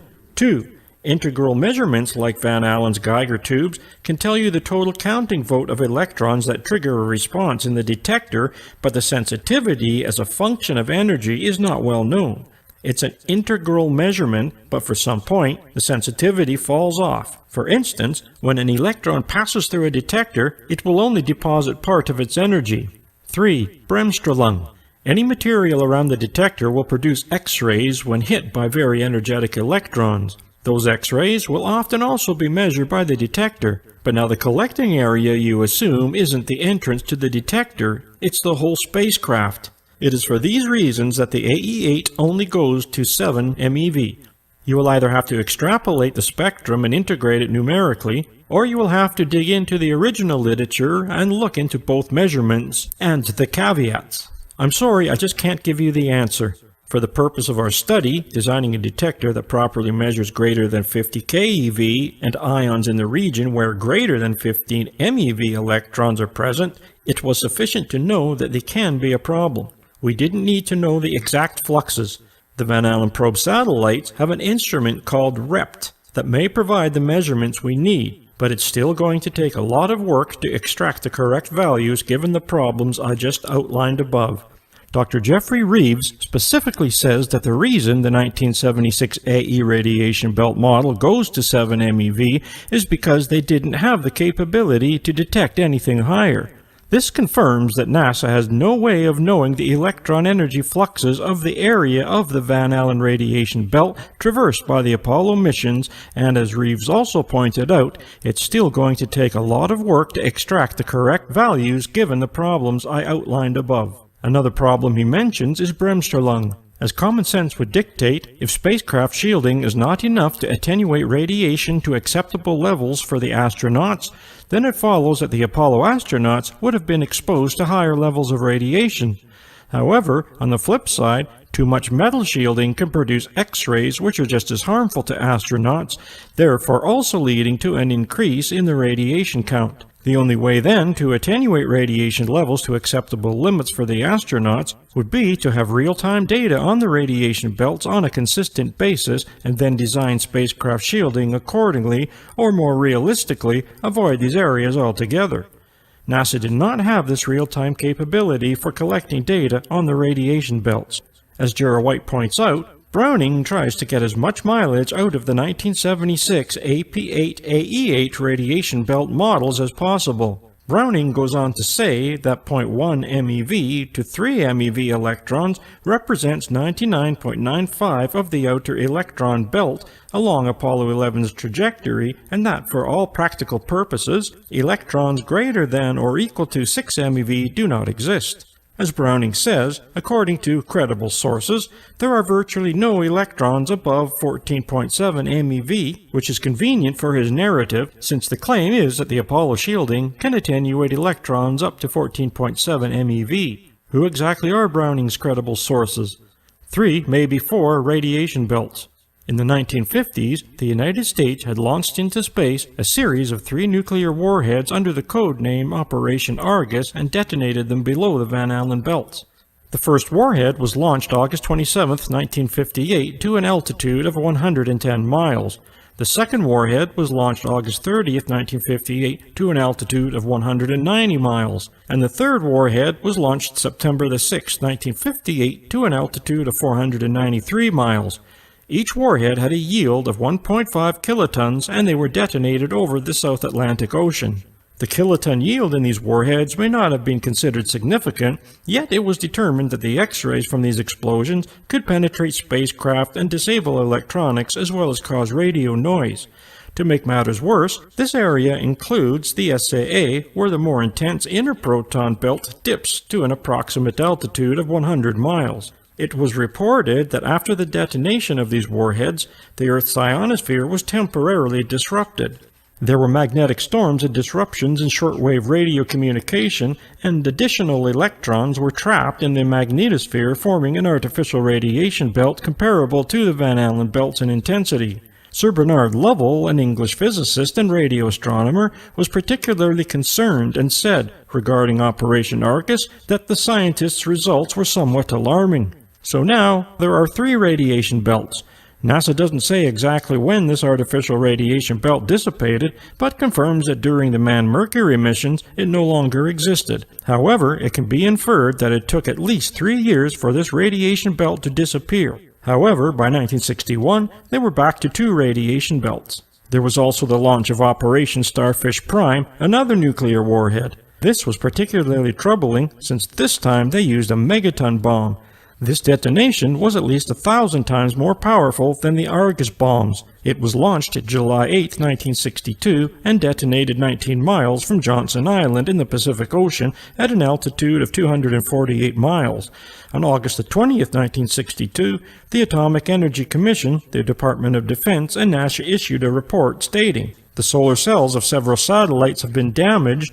Measurements made in Peru calculated that the rate of radiant decay would be slow and 10% of the radio noise would still be present in 2 years' time. More than 100 trillion electrons from the fission product had been trapped by the Earth's magnetic field, which formed a new radiation belt at an altitude of 2,484 miles, with intensity over 100 times greater than the naturally existing radiation belts. The newly formed radiation belt was 400 miles wide and 4,000 miles deep, with a possible half-life of 20 years. Bennett and Percy write, "The length of a half-life is of paramount importance, as Professor John Davidson pointed out. Essentially, it continuously slows down, which means that the artificially induced radiation created by Starfish Prime would be dropped to half of its original quantity by 1982, by a quarter by 2002, to 1/8 by 2022, and that even by 2042, we would still be at 1/16 of the original amount of radiation. As the original dose was measured at 100 times in excess of the natural radiation levels, this means that by the end of this millennium, this artificial belt still contains a level that is descending from between 50 to 25 times the already intense background levels of the region of the Van Allen belts." NASA says the artificial radiation belt caused by Operation Argus dissipated by 1961. That gives the impression that there were only 2 radiation belts during the Mercury missions, but the Mercury missions took place before and after Operation Starfish Prime, so there were actually 3 radiation belts during the Mercury missions, and although the artificial radiation belt caused by Operation Starfish Prime was at a higher altitude, there would have been no way of knowing the effect of any energy flux for that whole region. Furthermore, it took until 1982 for levels to drop to half its quantity, and the Apollo missions are said to have taken place between 1969 and 1972. Then, in 2012, NASA says it discovered a 3rd radiation belt surrounding the Earth. Shouldn't it be a 4th radiation belt? NASA claims that although this 3rd radiation belt dissipated months later, they can only speculate as to what caused it. The prevailing theory is that this 3rd radiation belt was most likely caused by a solar particle event, SPE. The question is, if NASA's theory is that the 3rd radiation belt can form during an SPE, then how long would that 3rd radiation belt have been there? 1, 2, 3, or 4 months? Or instead of months, is it years? After all, NASA insinuated that it took 3 years for the artificially formed radiation belt caused by Operation Argus to dissipate. However, as has been established, the artificially formed radiation belt caused by Operation Starfish Prime is still there. This means that all of the Apollo missions would have had to travel through 3 or more radiation belts, the inner Van Allen belt, the outer Van Allen belt, and at least 1 artificial radiation belt formed by Operation Starfish Prime. As pointed out, by the end of the 20th century, levels of radiation in the artificial belt caused by Operation Starfish Prime would have been between 50 to 25 times the already intense background levels for that region of the Van Allen belts. When this artificial radiation belt is factored in, all of the astronauts of the Apollo missions would have had been exposed longer to extremely high levels of radiation than was reported, preventing any safe passage for manned missions through the Van Allen belts regardless of NASA's claims.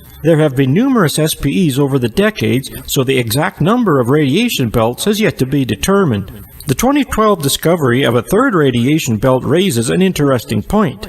NASA speculates that this 3rd radiation belt was formed by an SPE. If NASA is right, then it's reasonable to assume that a radiation belt was formed by the SPE event of August 4, 1972, which was 4 months before the Apollo 17 mission. Also, what about the intensity of this 3rd radiation belt formed by August 4, 1972 SPE?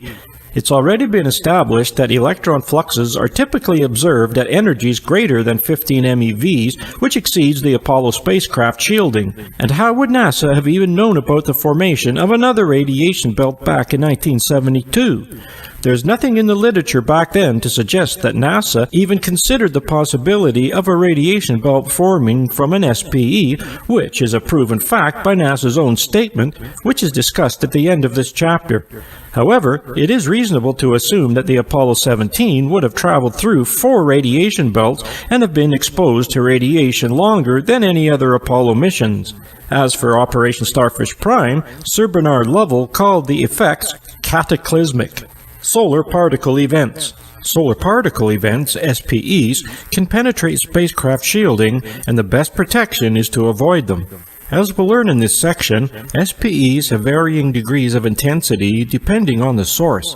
As SPEs are an evolving science, they are and have always been difficult to predict. As with the Van Allen belts, we encounter a subject rife with discrepancies and conflicting information. Accelerated SPE particles are surrounded by plasma and fields that can produce electromagnetic emissions from microwaves to gamma rays. They can accelerate electrons up to 10 MeV and protons up to and greater than 100 MeV. As quoted by the National Research Council, protons comprise 90% of the energetic ions produced in an SPE, and as mentioned, protons above 30 MeV can penetrate the mid-deck of the space shuttle. This is a very serious situation for any manned mission to be caught in this solar event. Given that SPEs can arrive on Earth within minutes, There would be little to no time for any manned mission to prepare for one. As for preparing for an SPE, the only solution would be to seek the relative safety of LEO, which would put any manned mission below the Van Allen belts and well within Earth's magnetic field, which would offer some protection. But seeking the protection of Earth's magnetic field would require getting there quickly from cislunar space. Given the propulsion systems used in spacecraft during the Apollo era and today, getting there quickly would be an impossible task. Another solution was to turn the CSM around, hoping the service module will take the brunt of the SPE, which was supposed to have been one of the procedures for any encounter. Either way, you have a doomed mission. SPEs are classified as A, B, C, M, and X, with A being the smallest. Solar flares are often associated with magnetic storms, that is, CMEs. The National Oceanic and Atmospheric Administration, NOAA, further classifies these storms into three categories. 1. Geomagnetic storms from G1, G2, G3, G4, and G5. 2. Solar radiation storms from S1, S2, S3, S4, and S5. And 3. Radio disturbances, blackouts from R1, R2, R3, R4, and R5. Each category number means minor, moderate, strong, severe, and extreme, respectively.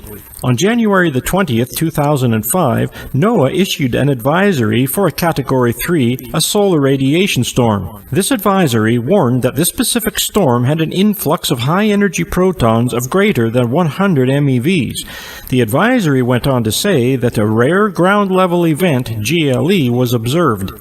GLEs are an increase of ground-level neutrons and are associated with high-energy protons greater than 500 MeVs. It seems NASA may be holding back information about the August 4, 1972 SPE. Maximum SPE activity during Apollo missions.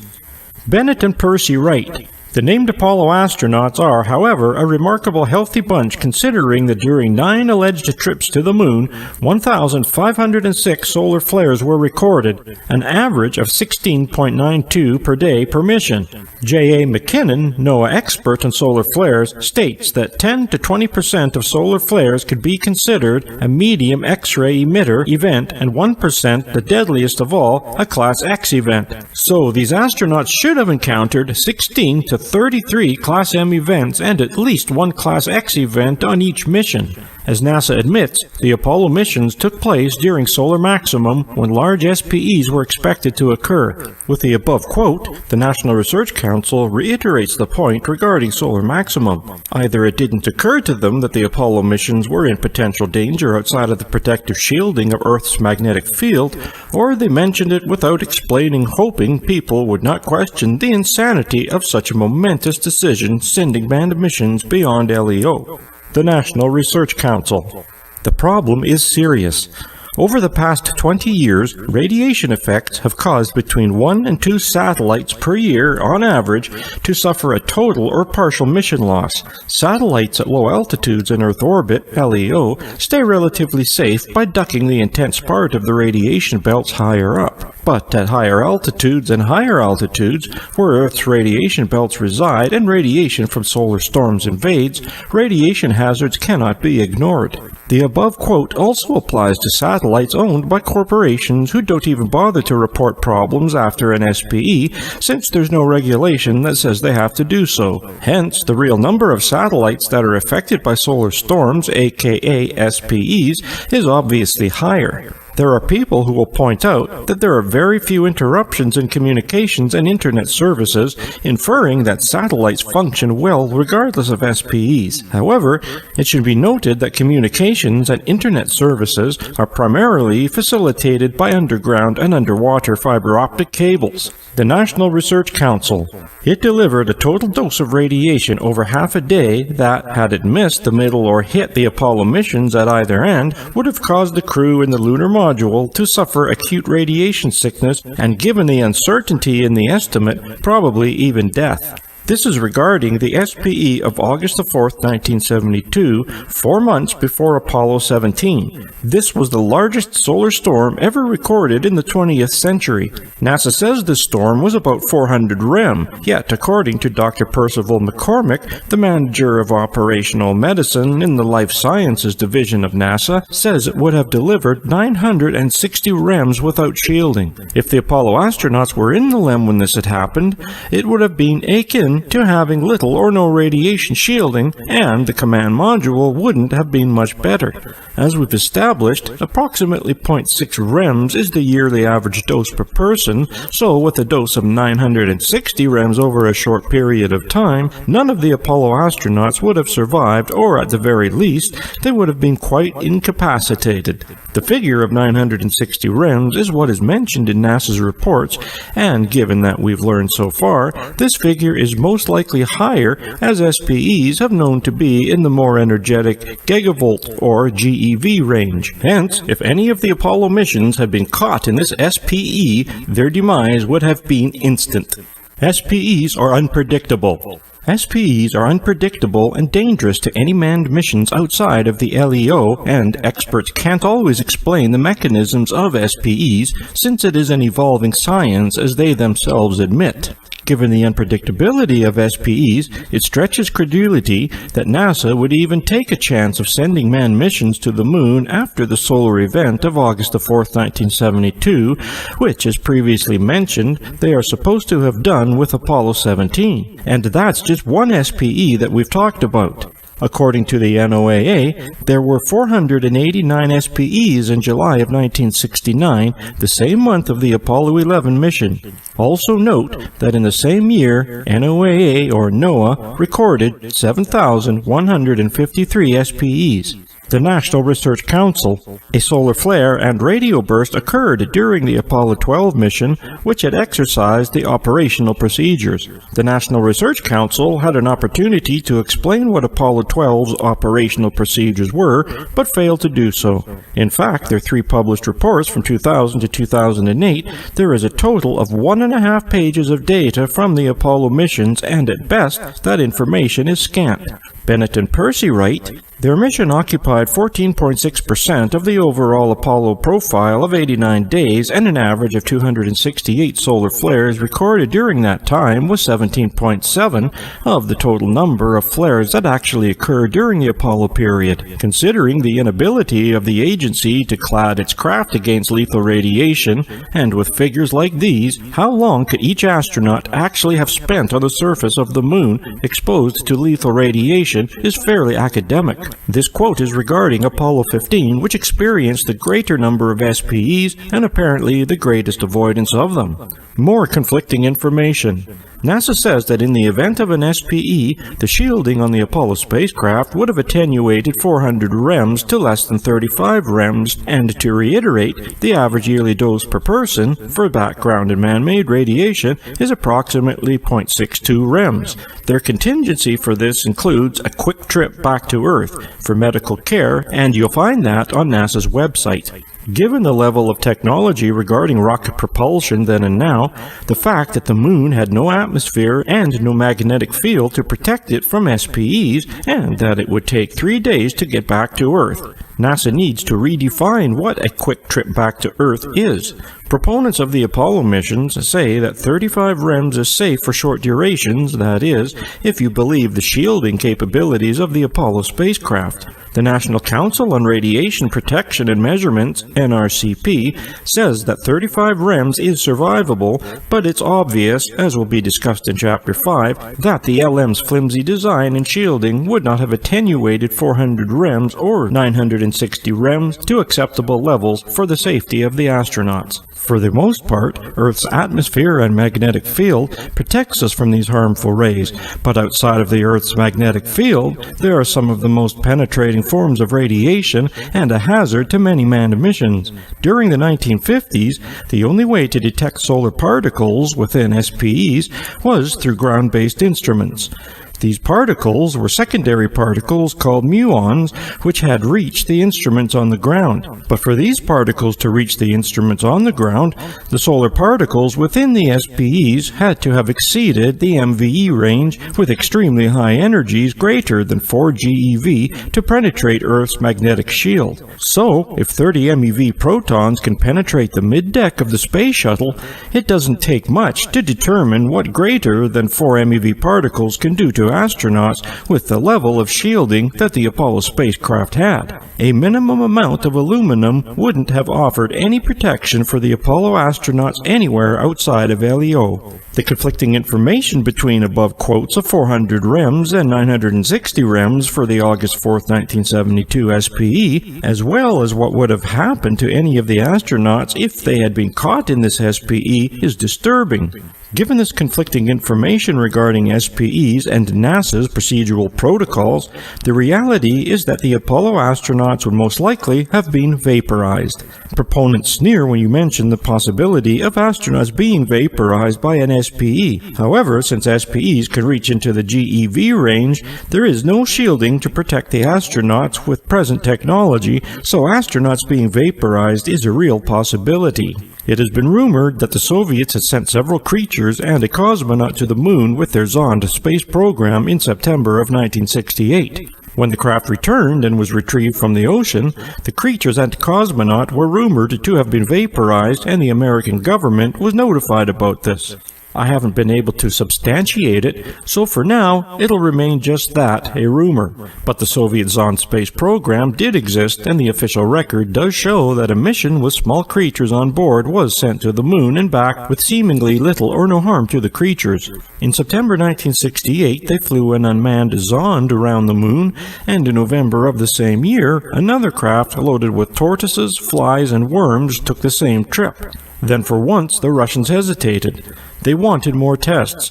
The cosmonauts wanted to go, but they were held back. The Americans might still fail. It was better not to risk all so soon. Tortoises can survive thousands of times the radiation than humans, and rather than err on the side of caution, as the Soviets did by sending an unmanned Apollo spacecraft to circumnavigate the moon, the Americans instead sent the first manned mission, Apollo 8. And it would be interesting to know the real reason the Soviets hesitated. Coronal mass ejections. Coronal mass ejections, or CMEs, are believed to be associated with SPEs and are just as dangerous, though the actual mechanisms of this are still not understood.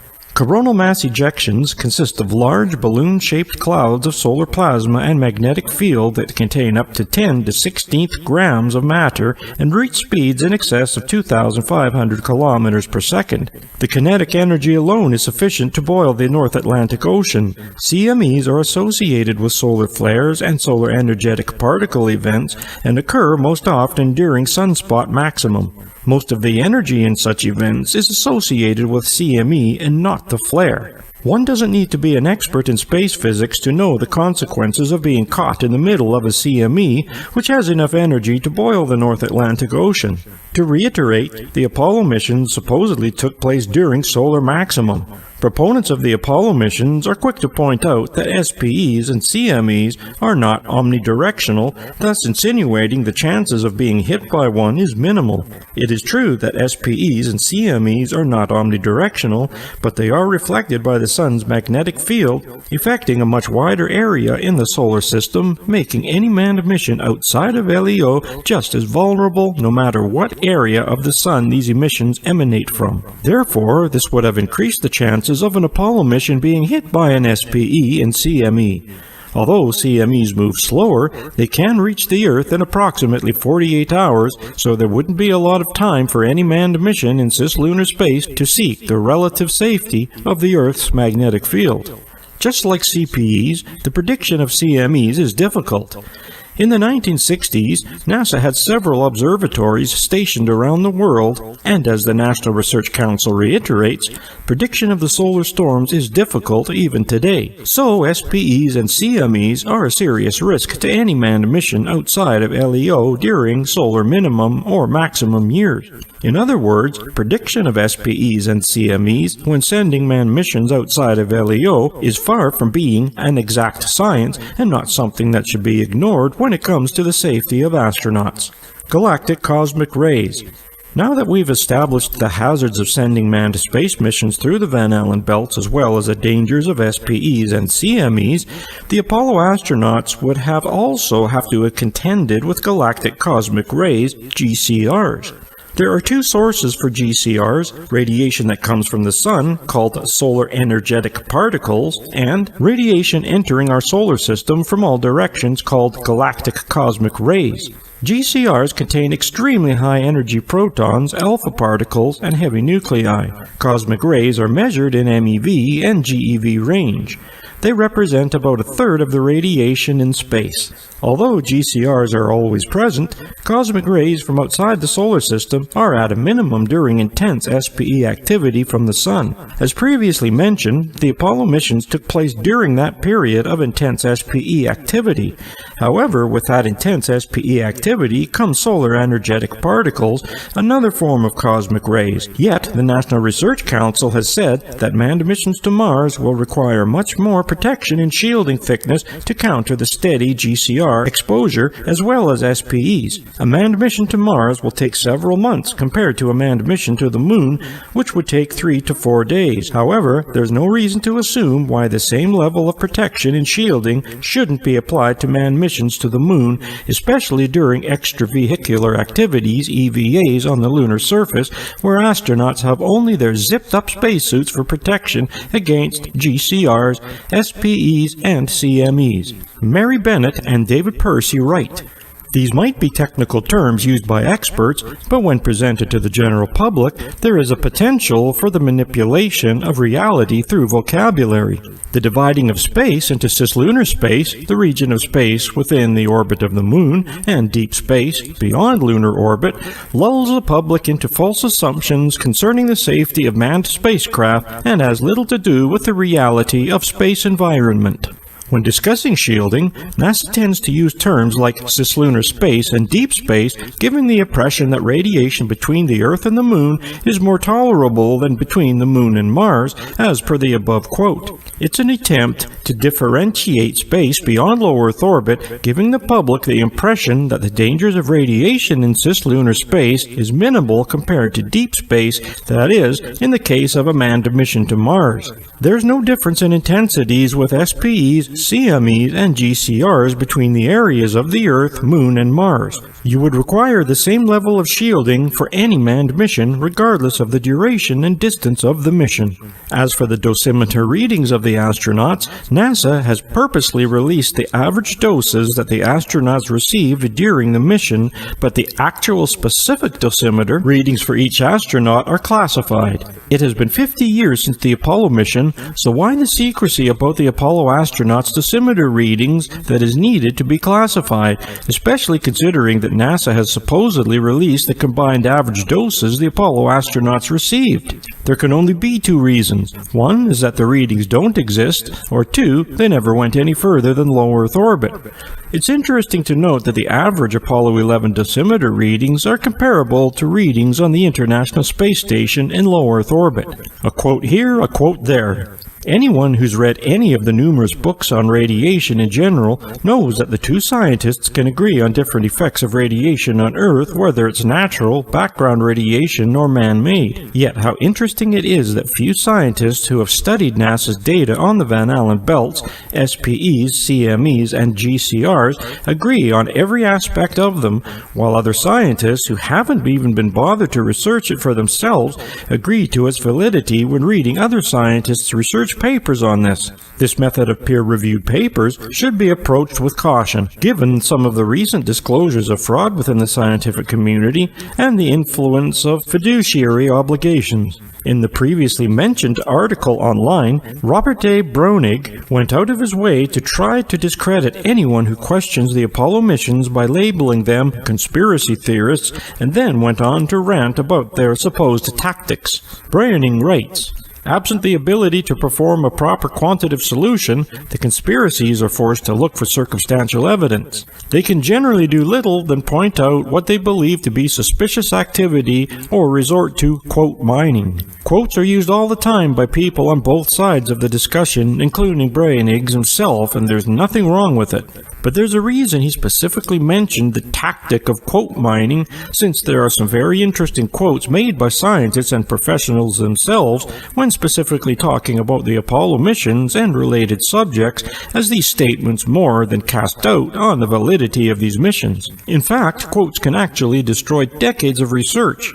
An example of this was recently revealed in the prestigious medical magazine, the Journal of American Medical Association, JAMA, when it disclosed how 3 Harvard scientists were paid approximately $25,000 50 years ago to falsify their research on heart disease. For the last 5 decades, hundreds of thousands of scientists, doctors, and journalists were manipulated into believing a fabricated story. It's disturbing that very few of these professionals questioned the findings of these 3 Harvard scientists. What is even more disturbing is the fact that millions of people around the world who trusted these Harvard scientists were possibly harmed by these trusted professionals.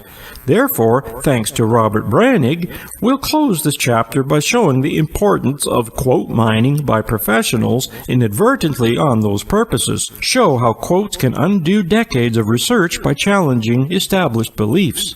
Dr. James Van Allen regarding the radiation belts. Our measurements show that the maximum radiation level of 1958 is equivalent to between 10 and 100 Roentgens per hour, depending on the still undetermined proportion of the protons and electrons. Since a human being exposed for 2 days to even 10 Roentgens would have only an even chance of survival, the radiation belts obviously present an obstacle to spaceflight. Unless some practical way can be found to shield space travelers against the effects of the radiation, manned space rockets can best take off through the radiation-free zone over the poles. 10 Roentgens is 9.329664 rems, and 100 Roentgens is 93.296637 rems. As established earlier, the average yearly dose per person for background and man-made radiation in the United States is approximately 0.62 rems. As Branning will quickly point out, Dr. Van Allen mentions a human being exposed for 2 days, while the Apollo astronauts spent a total of 2 hours traveling the outer region of the outer radiation belt. However, we've learned that NASA doesn't fully understand the radiation belts, and there is evidence of electrons far greater than 15 MeV, which extends the Apollo shielding capabilities. So, 2 hours or less in the radiation belts may well have been enough to have seriously harmed the Apollo astronauts, that is, without even considering the artificial radiation belt formed by Operation Starfish Prime. Further, the Apollo missions apparently spent 15 minutes in the most intense inner-dominated proton belt, which NASA itself says manned missions must avoid. However, as has been established by Gerald White, NASA doesn't know for sure the energy fluxes of these high-energy protons and electrons in both the inner and outer radiation belts. So, 15 minutes in the inner-dominated proton belt may well have been enough on its own to have seriously harmed the Apollo astronauts, given their lack of shielding.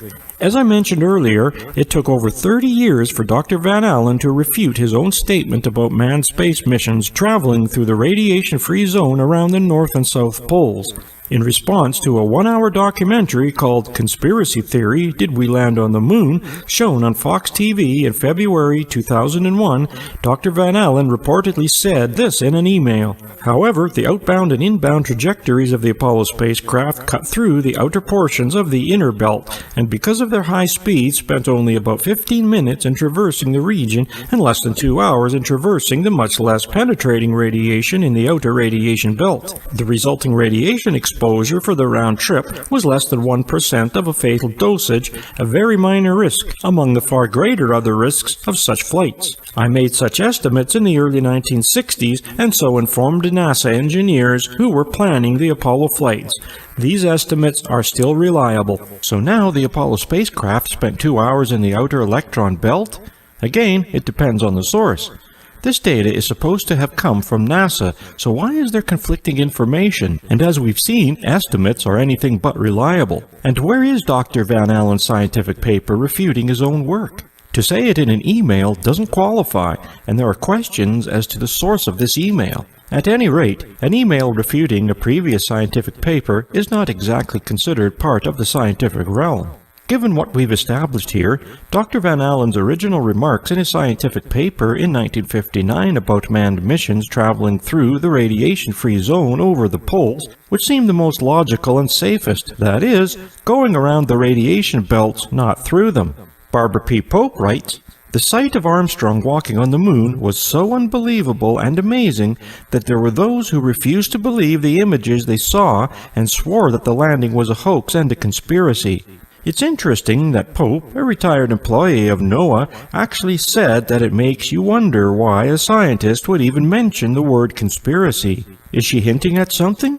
Quite possibly, as you'll see in her next quote.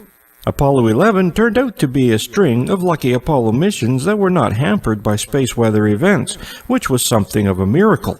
Any number of space weather disturbances could have endangered the lives of the astronauts either directly or by damaging equipment. Now there's a quote that lacks confidence, if not downright skepticism, about the validity of the Apollo missions. On August 30th, 2012, NASA launched the Relativistic Electronic Proton Telescope, REPT. A NASA article says that before REPT was activated September the 1st, 2012, solar activity on the Sun had sent energy to Earth, causing the two existing radiation belts to increase in size. According to NASA, it is this energy that caused the formation of a third radiation belt. NASA says that this newly formed belt lasted approximately 4 weeks.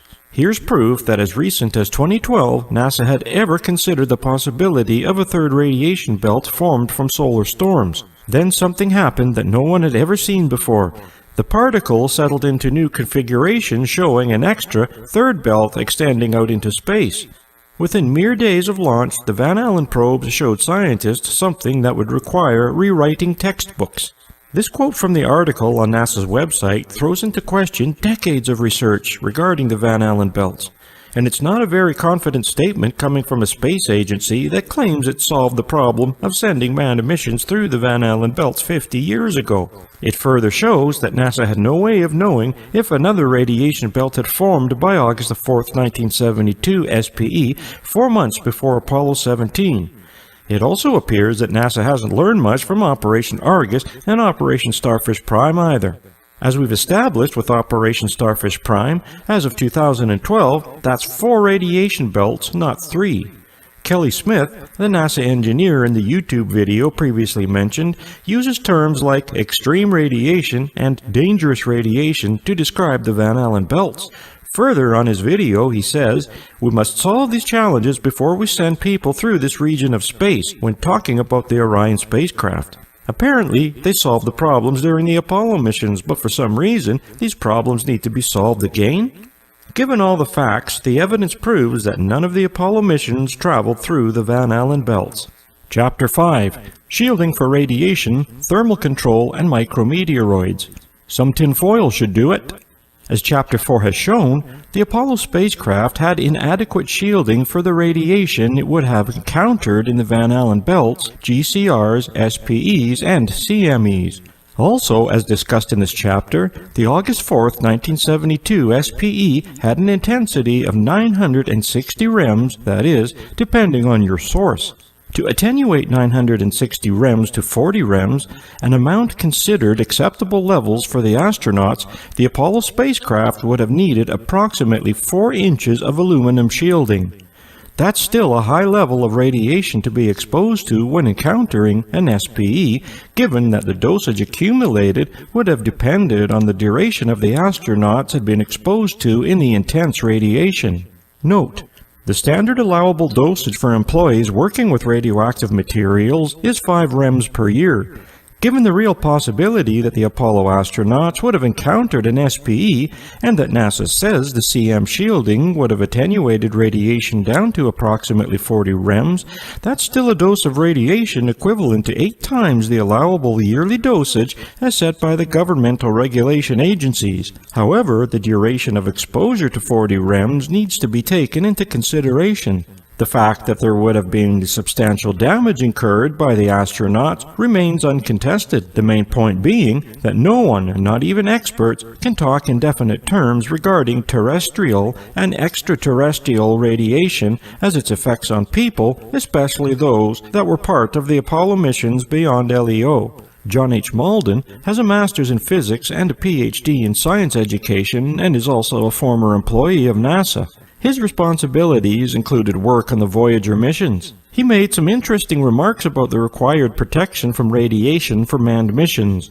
Malden writes, "By comparison, solar flares can deliver GeV protons in the same energy range as most of the cosmic particles, but at much higher intensities. Increase of energy accounts for most of the increased radiation danger because GeV protons or their products will penetrate several meters of material. As for GCRs, cosmic particles are dangerous, come from all sides, and require at least 2 meters of shielding all around the living organisms." Proponents of the Apollo missions have pointed out that Malden is talking about interstellar travel and that enormous distances between solar systems are far greater than interplanetary travel, therefore requiring more shielding than is needed for manned missions to the Moon and to Mars. Therefore, the proponents are insinuating that radiation intensities are different depending on the area of space that a mission is traveling through. That insinuation is partially true, but it does not represent the whole picture. Are SPEs any different in intensities between the Earth, Moon, and Mars? One could argue correctly that SPEs are more intense between the Earth and the Moon given their closer proximity to the Sun. In fact, when talking about SPEs, Malden points out that SPEs can give a dose of hundreds to thousands of rem over a few hours at a distance of miles from Earth. No one needs to be an expert to know what hundreds of thousands of rem over a few hours can do to human beings. As shown in Chapter 4, NASA tends to give the impression that by calling space between Earth and Moon cislunar space, the elements that could be encountered by manned missions to the Moon is somewhat less intense than deep space manned missions, which is not entirely accurate. Are GCRs any different in intensities inside and outside of our solar system? GCRs are no less dangerous in our solar system, even when we factor in the solar cycle of the Sun. In fact, when it comes to shielding spacecraft, especially unmanned missions anywhere in cislunar space and beyond, it is the mass and density of the material that is the important factor in protecting the astronauts. Ralph Renee writes, "It wouldn't matter if the shielding material was made of lead or not. Radiation shielding depends mostly on the mass and density of the material that is between the source and the victim. Lead is effective because of its high density. On an equal basis, a layer of water is even more effective, despite its lighter mass, but lead is less bulky. Of course, to launch a spacecraft shielded by the added weight of water or lead would far exceed the lift capabilities of any rocket design in existence. And as we have discussed in Chapter 2, the heavy lift capabilities of the Saturn V, the most powerful rocket ever designed and built, as is claimed by NASA, couldn't even make it to low Earth orbit because of its unstable F1 engines. Aluminum shielding thickness is most effective at stopping primary heavy nuclei, the type of cosmic radiation that causes the most damage to living tissue. Components of the annual cosmic ray dose equivalent versus shielding thickness are shown at a time of minimum solar activity. High-energy protons interact with shielding material to generate additional secondary particles. With about 7.5 centimeters of aluminum, the normal dose equivalent is reduced from 50 rem to 35 rem. Calculations for a very large solar flare series like the events of August 1972 show that the lethal unshielded dose of about 1000 rem is reduced to 40 rem with 9 centimeters of aluminum shielding. As has been made clear, the Apollo CM and particularly the LM had nowhere near the shielding necessary to attenuate radiation to 40 rems. However, the CM might have had the protection it needed had it stayed within the relative safety of low Earth orbit, well under the Van Allen belts and within some protection of the Earth's magnetic field. So, the only protection the CM and LM would have had with an SPE like the intensity of August 4, 1972 SPE is to avoid it, and given the level of technology used in the Apollo missions, that would have been impossible. NASA said that it had procedures for the astronauts to follow in the event of an emergency like encountering an SPE. For example, a radiation survey meter, RSM, is taken on each Apollo mission. The RSM is a direct reading dose rate instrument that allows the crewmen to determine radiation levels in any desired location in their compartment. The crewman would use the RSM to find a habitable, low-dose region within the spacecraft in the event of a radiation emergency. When one checks out the actual dimensions of the crew compartments in both the CM and LM, one has to wonder where exactly a habitable low-dose region within the spacecraft in the event of a radiation emergency would be located. Aside from exposures to the Van Allen belts, GCRs, SPEs, and CMEs, the Apollo spacecraft would also have had to contend with thermal control and micrometeoroids. For thermal control, there's still a debate as to the best methods of controlling spacecraft temperatures while in low Earth orbit and beyond, although seemingly this debate was resolved during the Apollo missions. And it is common knowledge micrometeoroids can be a hazard to any space mission, whether manned or unmanned. With inadequate shielding, a high-velocity object in space can penetrate a spacecraft with catastrophic consequences, in addition to what it would do to any astronaut on an extravehicular activity EVA. We will be discussing thermal control and micrometeoroid protection in this chapter. Any one of these 6 space environmental elements, the Van Allen belts, GCRs, SPEs, CMEs, thermal control, and micrometeoroids could have ended a mission in minutes or even seconds, let alone encountering all 6 of these elements at once. Thus, to appreciate the complexity and seriousness of any of these elements in the space environments, we must first review the shielding of both the CSM and LM. As we continue on, it will become evident that neither the CSM or LM had anywhere near the protection needed for any of the elements of space environment as mentioned above. Command and Service Module Dimensions and Shielding. The CM consisted of 2 sections, the SM and CM. The SM was 24.93 feet in length with a diameter of 12.79 feet. It was made of 1-inch thick walls comprised of aluminum alloy honeycomb panels. It was divided into 6 compartments, 4 of which carried the propellant needed for the 20,500-pound Thrust Service Propulsion System SPS engine. The 5th compartment contained the fuel cells and the reactants needed for the electrical power, life support systems, water management, and air temperature regulation. On Apollo 11, the 6th compartment was left empty. On later missions, the 6th compartment was used to carry the Scientific Instrument Module, SIM. The SM also carried most of the communications as well as the reaction control system for attitude control. The aluminum alloy honeycomb panels would have needed to protect the propellants and communications equipment for all of the 6 space environmental elements mentioned. The CM had a height of 10.56 feet with a diameter of 12.82 feet. Its structure consisted of an aft heat shield, the pressurized primary structure of the crew compartment, a central heat shield over the primary structure, and a forward heat shield which housed the docking mechanism and the parachutes needed for the eventual splashdown into the Pacific Ocean. The inner pressurized crew compartment was constructed with lightweight double-skin aluminum alloy material. The non-pressurized central heat shield structure consisted of fiberglass honeycomb bonded to a steel honeycomb material covering the primary structure.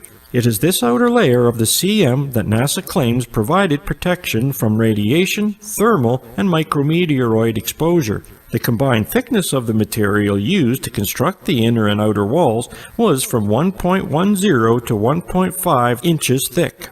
There were 5 windows, all made with triple layers of glass, the outer one being 3/4 inches thick.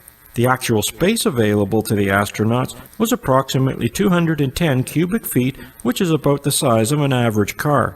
The overall protection of the CM consisted of the forward heat shield, the material around the main part of the spacecraft, and the aft heat shield. The aft heat shield's primary purpose was to provide protection from the fiery re-entry into Earth's atmosphere. The aft shield was made of material that charred and burned away in a process called ablation. The material used in the aft heat shield was up to 2.5 inches thick. For the purpose of this chapter, our discussion will focus on the effects of radiation, heat, and micrometeoroid impacts on the CM and LM in cislunar space. The aft heat shield will be discussed in detail in Part 2 of this series. Lunar Module Dimensions and Shielding. Like the CM, the LM had 2 sections, the descent stage and the ascent stage. The descent stage was approximately 12 feet in diameter and 31 feet diagonally across the landing gear. It was divided into 4 quadrants, which contained the 4 propellant tanks and the supercritical helium tank. It also contained the 10,000-pound thrust engine used for lunar orbit and descent to the lunar surface. The primary structure consisted of aluminum alloy, which was also covered with 16 layers of golden mylar aluminized foil. It is these layers of mylar aluminized foil around the descent stage which is supposed to have provided the necessary thermal and micrometeoroid protection. The ascent stage had a height of 12.34 feet. This contained the crew compartment, which had a horizontal shape within a diameter of 7.67 feet and the length of 3.5 feet. It also contained a 3,500-pound thrust engine needed for launch from the lunar surface. The structure consisted of aluminum alloy and had 2 triangular forward-facing windows and 1 docking window above the commander's station. The skin of the LEM cabin was just 0.012 inches thick. In the end, the lander became a strange mix of strength and fragility. The skin of the descent stage was only a mylar wrapping stretched over a frame. In the ascent stage, the walls of the crew cabin were thinned down until there was nothing more than a taut aluminum balloon, in some places only 5/1000th of an inch thick. Once, a workman accidentally dropped a screwdriver inside the cabin and it went through the floor. Now in space, it seems deceptively flimsy. When the cabin was pressurized, the front hatch bulged outward. That had scared John Young, who was in the command module wearing nothing but a pair of long johns. He was up muttering, "I didn't know I was volunteering to go on this damn thing in my underwear." No wonder Jim McDivitt called this LM the tissue paper of spacecraft. But it was sturdy enough, even more than enough, for the moon. Directly over the crew's heads was the hatch that provided access when docked to the command module through a tunnel. The crewmen stood in the lunar module looking forward through a small triangular window on each side, with the commander on the left and the LM pilot on the right. The external skin of both stages was paper-thin aluminum. The lower stage was covered by multiple layers of gold mylar insulation. You could easily poke a pencil through the side of the spacecraft. Portions of the interior were covered with netting to save weight and catch anything that might fall into the nooks and crannies inside of the LEM. Designed to operate only outside the Earth's atmosphere, the LM looked ungainly and had no heat shield and was incapable of safely entering the Earth's atmosphere. As you can see from the above section, the Apollo CM had nowhere near the shielding protection necessary to attenuate radiation to acceptable levels. Add to this the windows in both the CM and the LM and the overall shielding necessary to protect the astronauts from intense radiation and/or micrometeoroids didn't come close to the level for protection that would have been needed when compared to what was mentioned above by John Malden. The materials used to make the CM walls were 1.5 inches thick, which included the aluminum alloy and honeycomb panels. Aside from John Malden's recommendations, this doesn't even come close to the 4 inches of aluminum or more that would have been needed to attenuate intense radiation encountered in SPEs to acceptable levels for the astronauts' safety. As for the LEM, the walls were so thin that you could easily poke any object through them, causing a rapid decompression, instantly killing the crew had they not been wearing their spacesuits. In other words, all that separated the 2 astronauts in the LM from that of the vacuum of space were the cabin walls equivalent to the thickness of 3 layers of kitchen foil. The LM and its flimsy design will be discussed in part 2 of this series. In the next section, we'll discuss the issue of temperature in space, including whether it's hot, cold, or neither, and why the importance of thermal control would have been another necessary part for any Apollo space mission to have succeeded. Temperature in space. We often hear about the extreme coldness of space and how anything exposed to this environment will freeze. That's not entirely accurate in our area of space. Earth's atmosphere diffuses heat more evenly because of conduction and convection, but the vacuum of space, for the most part, is devoid of matter, so therefore it can be better described as neither hot or cold. Being that the Earth and the Moon are approximately 93 million miles from the Sun, the effects of temperature are a constant threat for space missions in LEO and beyond. In LEO, spacecraft would spend half of their orbits exposed to the sun with temperatures on the outside of the hull reaching as high as plus 200 degrees Celsius while reaching minus 200 degrees Celsius in LEO away from the sun. But in cislunar space, the aircraft would be constantly exposed to the sun, increasing temperatures on the outside of the hull. In addition, the area of space around the spacecraft would act like an insulator, adding to the problem of heat buildup within the crew compartment. The analogy of a thermal flask best illustrates the problem. The area between the inner and outer sections of the thermos flask is devoid of any of the outside atmosphere, in effect a vacuum. Therefore, heat in the inner section cannot be conducted outside, keeping hot liquids close to the same temperature for hours. This can be compared to the vacuum of space around the spacecraft. The spacecraft would lose heat through radiation, much like the thermos flask. So in effect, the vacuum around the spacecraft becomes an insulator. Here's what's going on. Most of the gas in space is too thin to warm anything up. Essentially, there is not enough gas particles to bump into and transfer the heat to an object. So if you were in space, but shielded from the sun, you would radiate away nearly all of the heat quickly and cool to the cosmic background temperature. Step or float into the sun, and you'll be warmed. Either way, you'll need lots of protection. If the Apollo missions had really circumnavigated the moon, the problem would be to have to prevent the CM and the LM from getting too hot or too cold. The Apollo spacecraft would constantly have been bombarded by the sun's rays on one side of the outer hull en route to the moon, with the same conditions on the way back to Earth, reaching temperatures as high as plus 200 degrees Celsius or more. The opposite side of the CM and the LM would have been cold by comparison, since the vacuum of space cannot conduct heat from the side facing the sun. In addition to this, the CM crew compartment atmosphere would have acted like a conductor, heating all areas of the CM interior. Although there would have been heat loss through radiation on both sides of the CM and LM, the constant bombardment of the sun's rays would have been a constant source of heat, causing a buildup of temperatures to dangerous levels that would have eventually killed the astronauts. As the above quote says, step or float into the sun and you'll be warmed. Either way, you'll need lots of protection. However, NASA says that it solved this problem through environmental and thermal control. The environmental and thermal control aspects of any spacecraft depends on whether its mission is in LEO or beyond. We'll discuss the thermal control aspects of the Apollo missions in the area of space between the Earth and the Moon, that is, cislunar space. The Apollo spacecraft environmental and thermal control, deflecting radiation and regulating the temperature from the sun's heat as well as heat produced from the inside of the CM would not only have been imperative for the safety of the astronauts, it would have been essential for the proper functioning of the power systems of the Apollo spacecraft.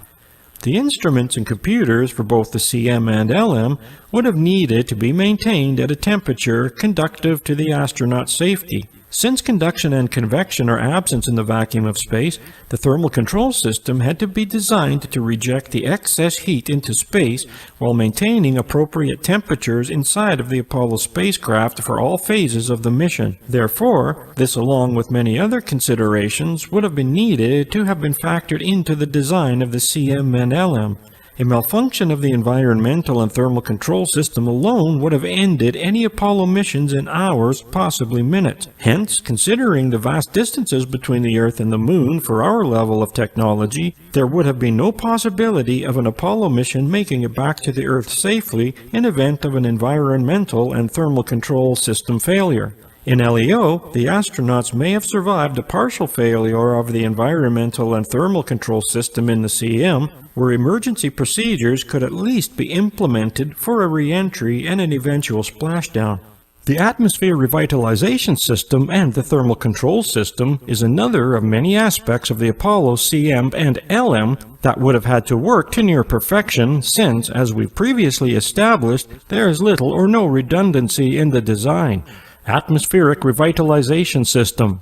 The Atmospheric Revitalization System, ARS, was there to regulate the temperatures for the heat produced inside the CM. For example, heat produced from the instruments and components necessary for the proper function of the spacecraft would have had needed to be radiated and/or routed to mechanisms that would have rejected the heat to the vacuum of space. Carbon dioxide and humidity produced by the astronauts would have needed to be removed too. All of this would have had to be done on a continuous basis. The ARS involved heat exchangers, electrical heaters, and water glycol coolant loops. The heat exchangers were used to heat the crew compartment if needed, with electrical heaters used as backup for more heat if necessary. To help regulate the temperatures for astronaut safety as well as for the proper function of the CM and LM, coolant loops would have cooled the electronics. This excess heat was then routed to radiators in the service module and emitted through radiation out into space. This, of course, is how the ARS was supposed to have worked according to the few NASA documents still available. Thermal Control System. The Thermal Control System, TCS, was used to help regulate and deflect heat, mainly from external sources such as the sun.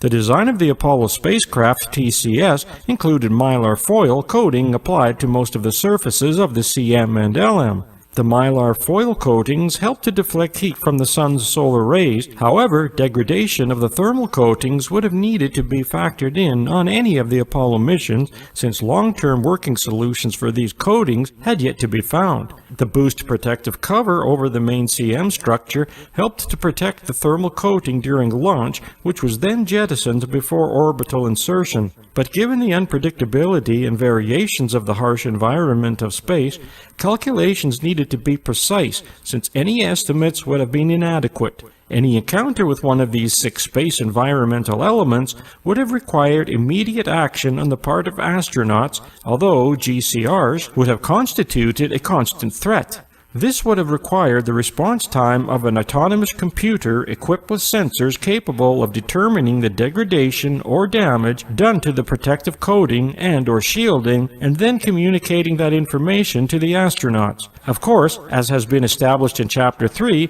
the AGC do not have this capability. As one side of the CM and LM would have been facing the sun en route to the moon, a method had to be devised to even out the heat around the CM and LM's hull. To prevent one side of the spacecraft roasting and the opposite side freezing in the constant sunlight of cislunar space, it was oriented with its principal axis perpendicular to the ecliptic, then set on a 20-minute cycle for passive thermal control, PTC, in a regime more popularly known as the barbecue mode. This had to be established before the astronauts could retire for the night. After launch into LEO of the Saturn V, it would have been long before the CM had fired its engines for TLI into cislunar space, so if a passive thermal control, PTC, was necessary to help even out the temperatures of the CM, one wonders why this needed to be established before the astronauts could retire for the night, and not before, since it would have taken long for the CM to heat up owing to the constant rays of the sun shortly after leaving LEO. But PTC was hardly a solution to the problem of protecting the CM from the constant heat of the sun, and given the degradation process of the reflective mylar covering of the outer hull, this further exposed the CM to extreme heat. The slow roll of the CM and docked LM along its longitudinal axis for PTC also has its own problems. PTC supposedly worked well during the Apollo 8 mission, but according to NASA, PTC caused other problems that affected the longitudinal axis of the spacecraft during later Apollo missions, since these missions involved the LM, unlike Apollo 8. This added further to problems in navigation, which could have required even more course correction. Given the tasks of maintaining precise navigation, nothing short of an autonomous computer equipped with sensors interfaced with the navigation and flight control systems of the CSM would have sufficed. As is being established in Chapter 3, crew interface was necessary for making course corrections, which is nowhere near as autonomous as the AGC should have been, aside from the fact that this computer had little or no memory for any of the tasks it was expected to do.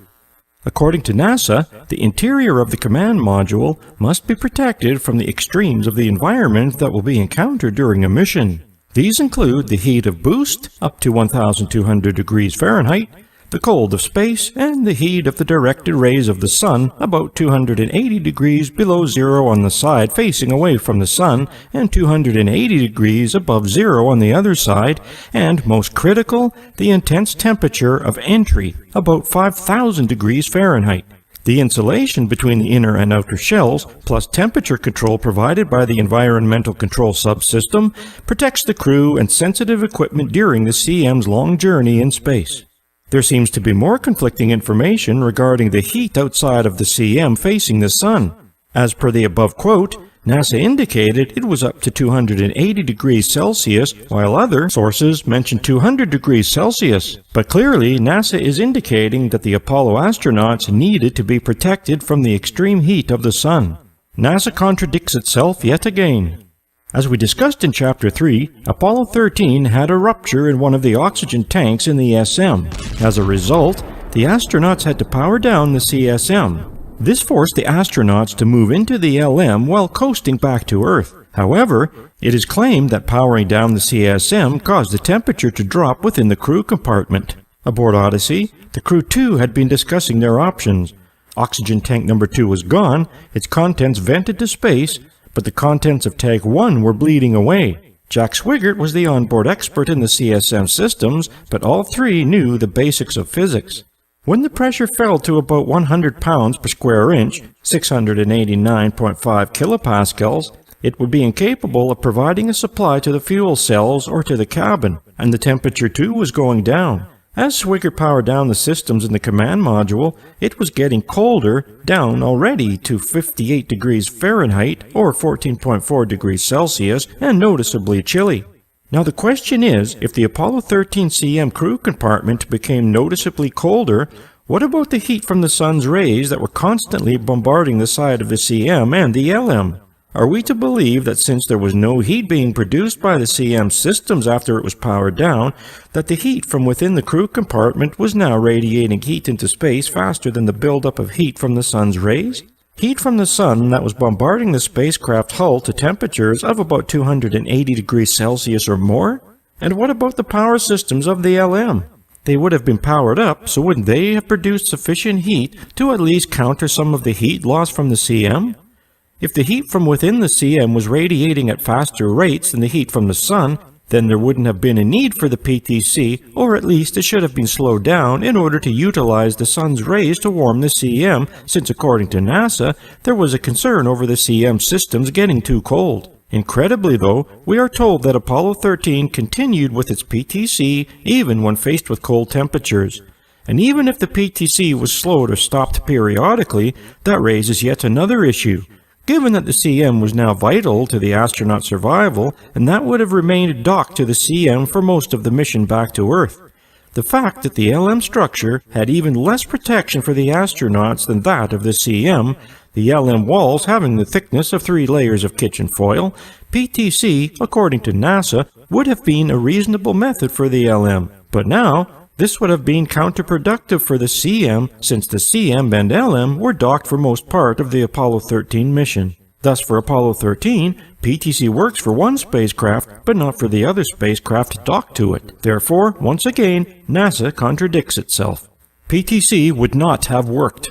As has been discussed so far, the CM and LM had nowhere near the protection necessary for any one of the 6 elements that could have been encountered in cislunar space. And, in fact, PTC would not have been a solution to the problem of evening out the heat from the sun around the hull of the CM and the LM either.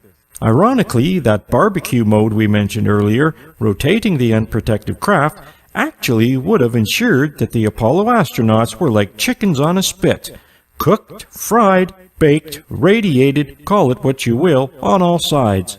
The crew would have been better protected from the solar radiation by not rotating the CSM and using an appropriate shield on the sunward side of the craft. Therefore, since the PTC is not an effective way of evening out heat around the spacecraft, then the ARS and TCS would not have functioned as they were designed to. One system has to complement the other, or the whole system fails.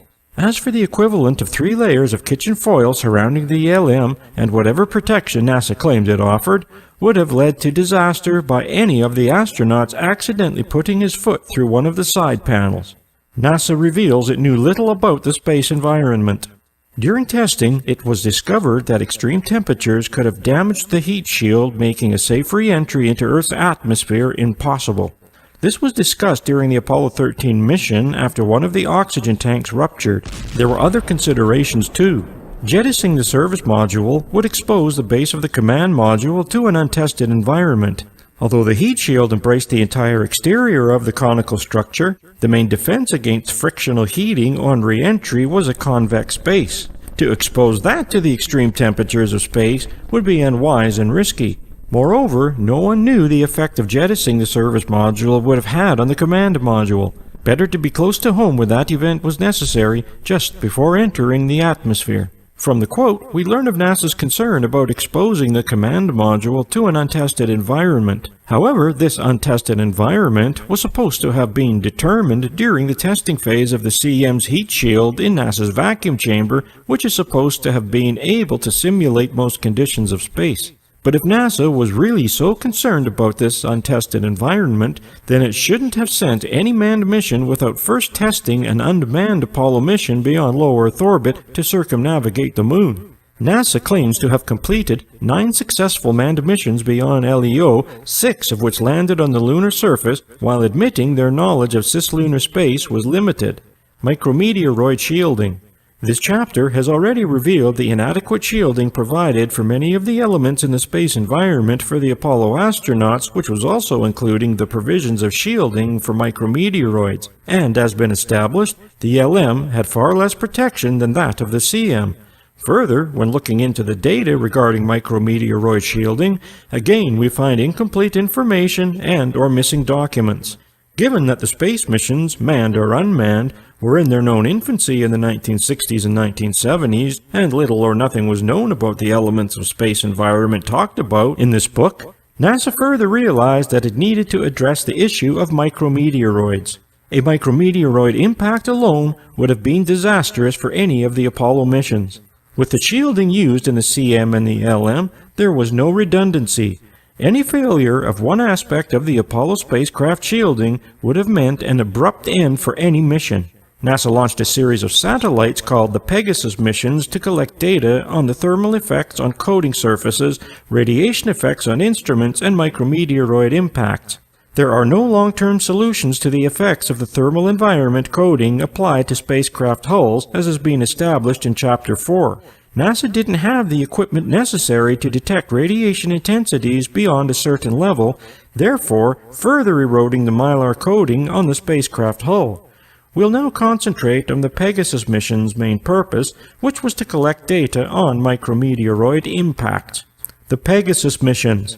NASA launched 3 satellites in the Pegasus missions program on the Saturn I rocket, along with a boilerplate CSM, non-functioning CSM. The boilerplate Apollo spacecraft were used in numerous tests on the ground as well as in LEO. Of the boilerplate CSMs launched to LEO, 3 of them were used for the Pegasus satellites, which were located in the empty service module. The first Pegasus satellite was launched with Apollo 9, SA-9, on February 16, 1965, while the second was launched with Apollo 8, SA-8, on May 25, 1965, and the third was launched with Apollo 10, SA-10, on July 30, 1965. Note, Apollo 9, SA-9 was launched first due to a delay with Apollo 8, SA-8. These missions are not to be confused with the later manned missions of Apollos 8, 9, and 10. In Earth orbit, the Pegasus satellites extended its folded arrays, which reached approximately 95 feet in length. The arrays were designed for detecting and collecting data on micrometeoroid impacts, and there were additional sample protective shields that were mounted on the arrays. These sample protective shields were designed to be retrieved from a manned mission for further detailed analysis. The design and data from these sample protective shields were to be incorporated into the shielding of the Apollo missions. The whole point of the Pegasus missions was to gain data in support of the Apollo moon missions. However, the Pegasus missions went no higher than 500 miles in orbit, which meant that they were nowhere near the area of cislunar space in which the Apollo missions would have spent the bulk of their time. Data from within 500 miles in Earth orbit would have not sufficed for missions planning a 480,000-mile round trip. That's an area of cislunar space covering millions of square miles. Moving the goalposts. The sample protective shields installed in the Pegasus arrays were to be retrieved by one of the manned Gemini missions, but were not for some reasons ever explained. Although data from sensors was obviously stored, vital information from any retrieval of these panels was lost. NASA worked on a probability basis, which is the norm in a lot of industries, for example aircraft manufacturers. But by the 1960s, aircraft manufacturers had decades of research and data to use as a probability factor. However, at the time of the Apollo Moon program, NASA had at best several years of research and data for its manned space program. So, the probability factor for manned space missions is an unfamiliar environment with such little research and data becomes more of an educated guess at best. The original failure criterion for the SPS propellant tanks was perforation of the SM honeycomb skin panels. Because the failure criterion was too stringent to meet the desired probability of mission success, engineers considered an alternative. If the original criterion had remained, the test shown in Figure 4 would have been an SPS tank failure. This quote is an indication of the strategy NASA used. If the criterion was too stringent for the mission success, then NASA changed the criterion, hence moving the goalposts. This is a strategy prevalent with much of the technology used in the Apollo Moon missions, some of which have been shown in this book.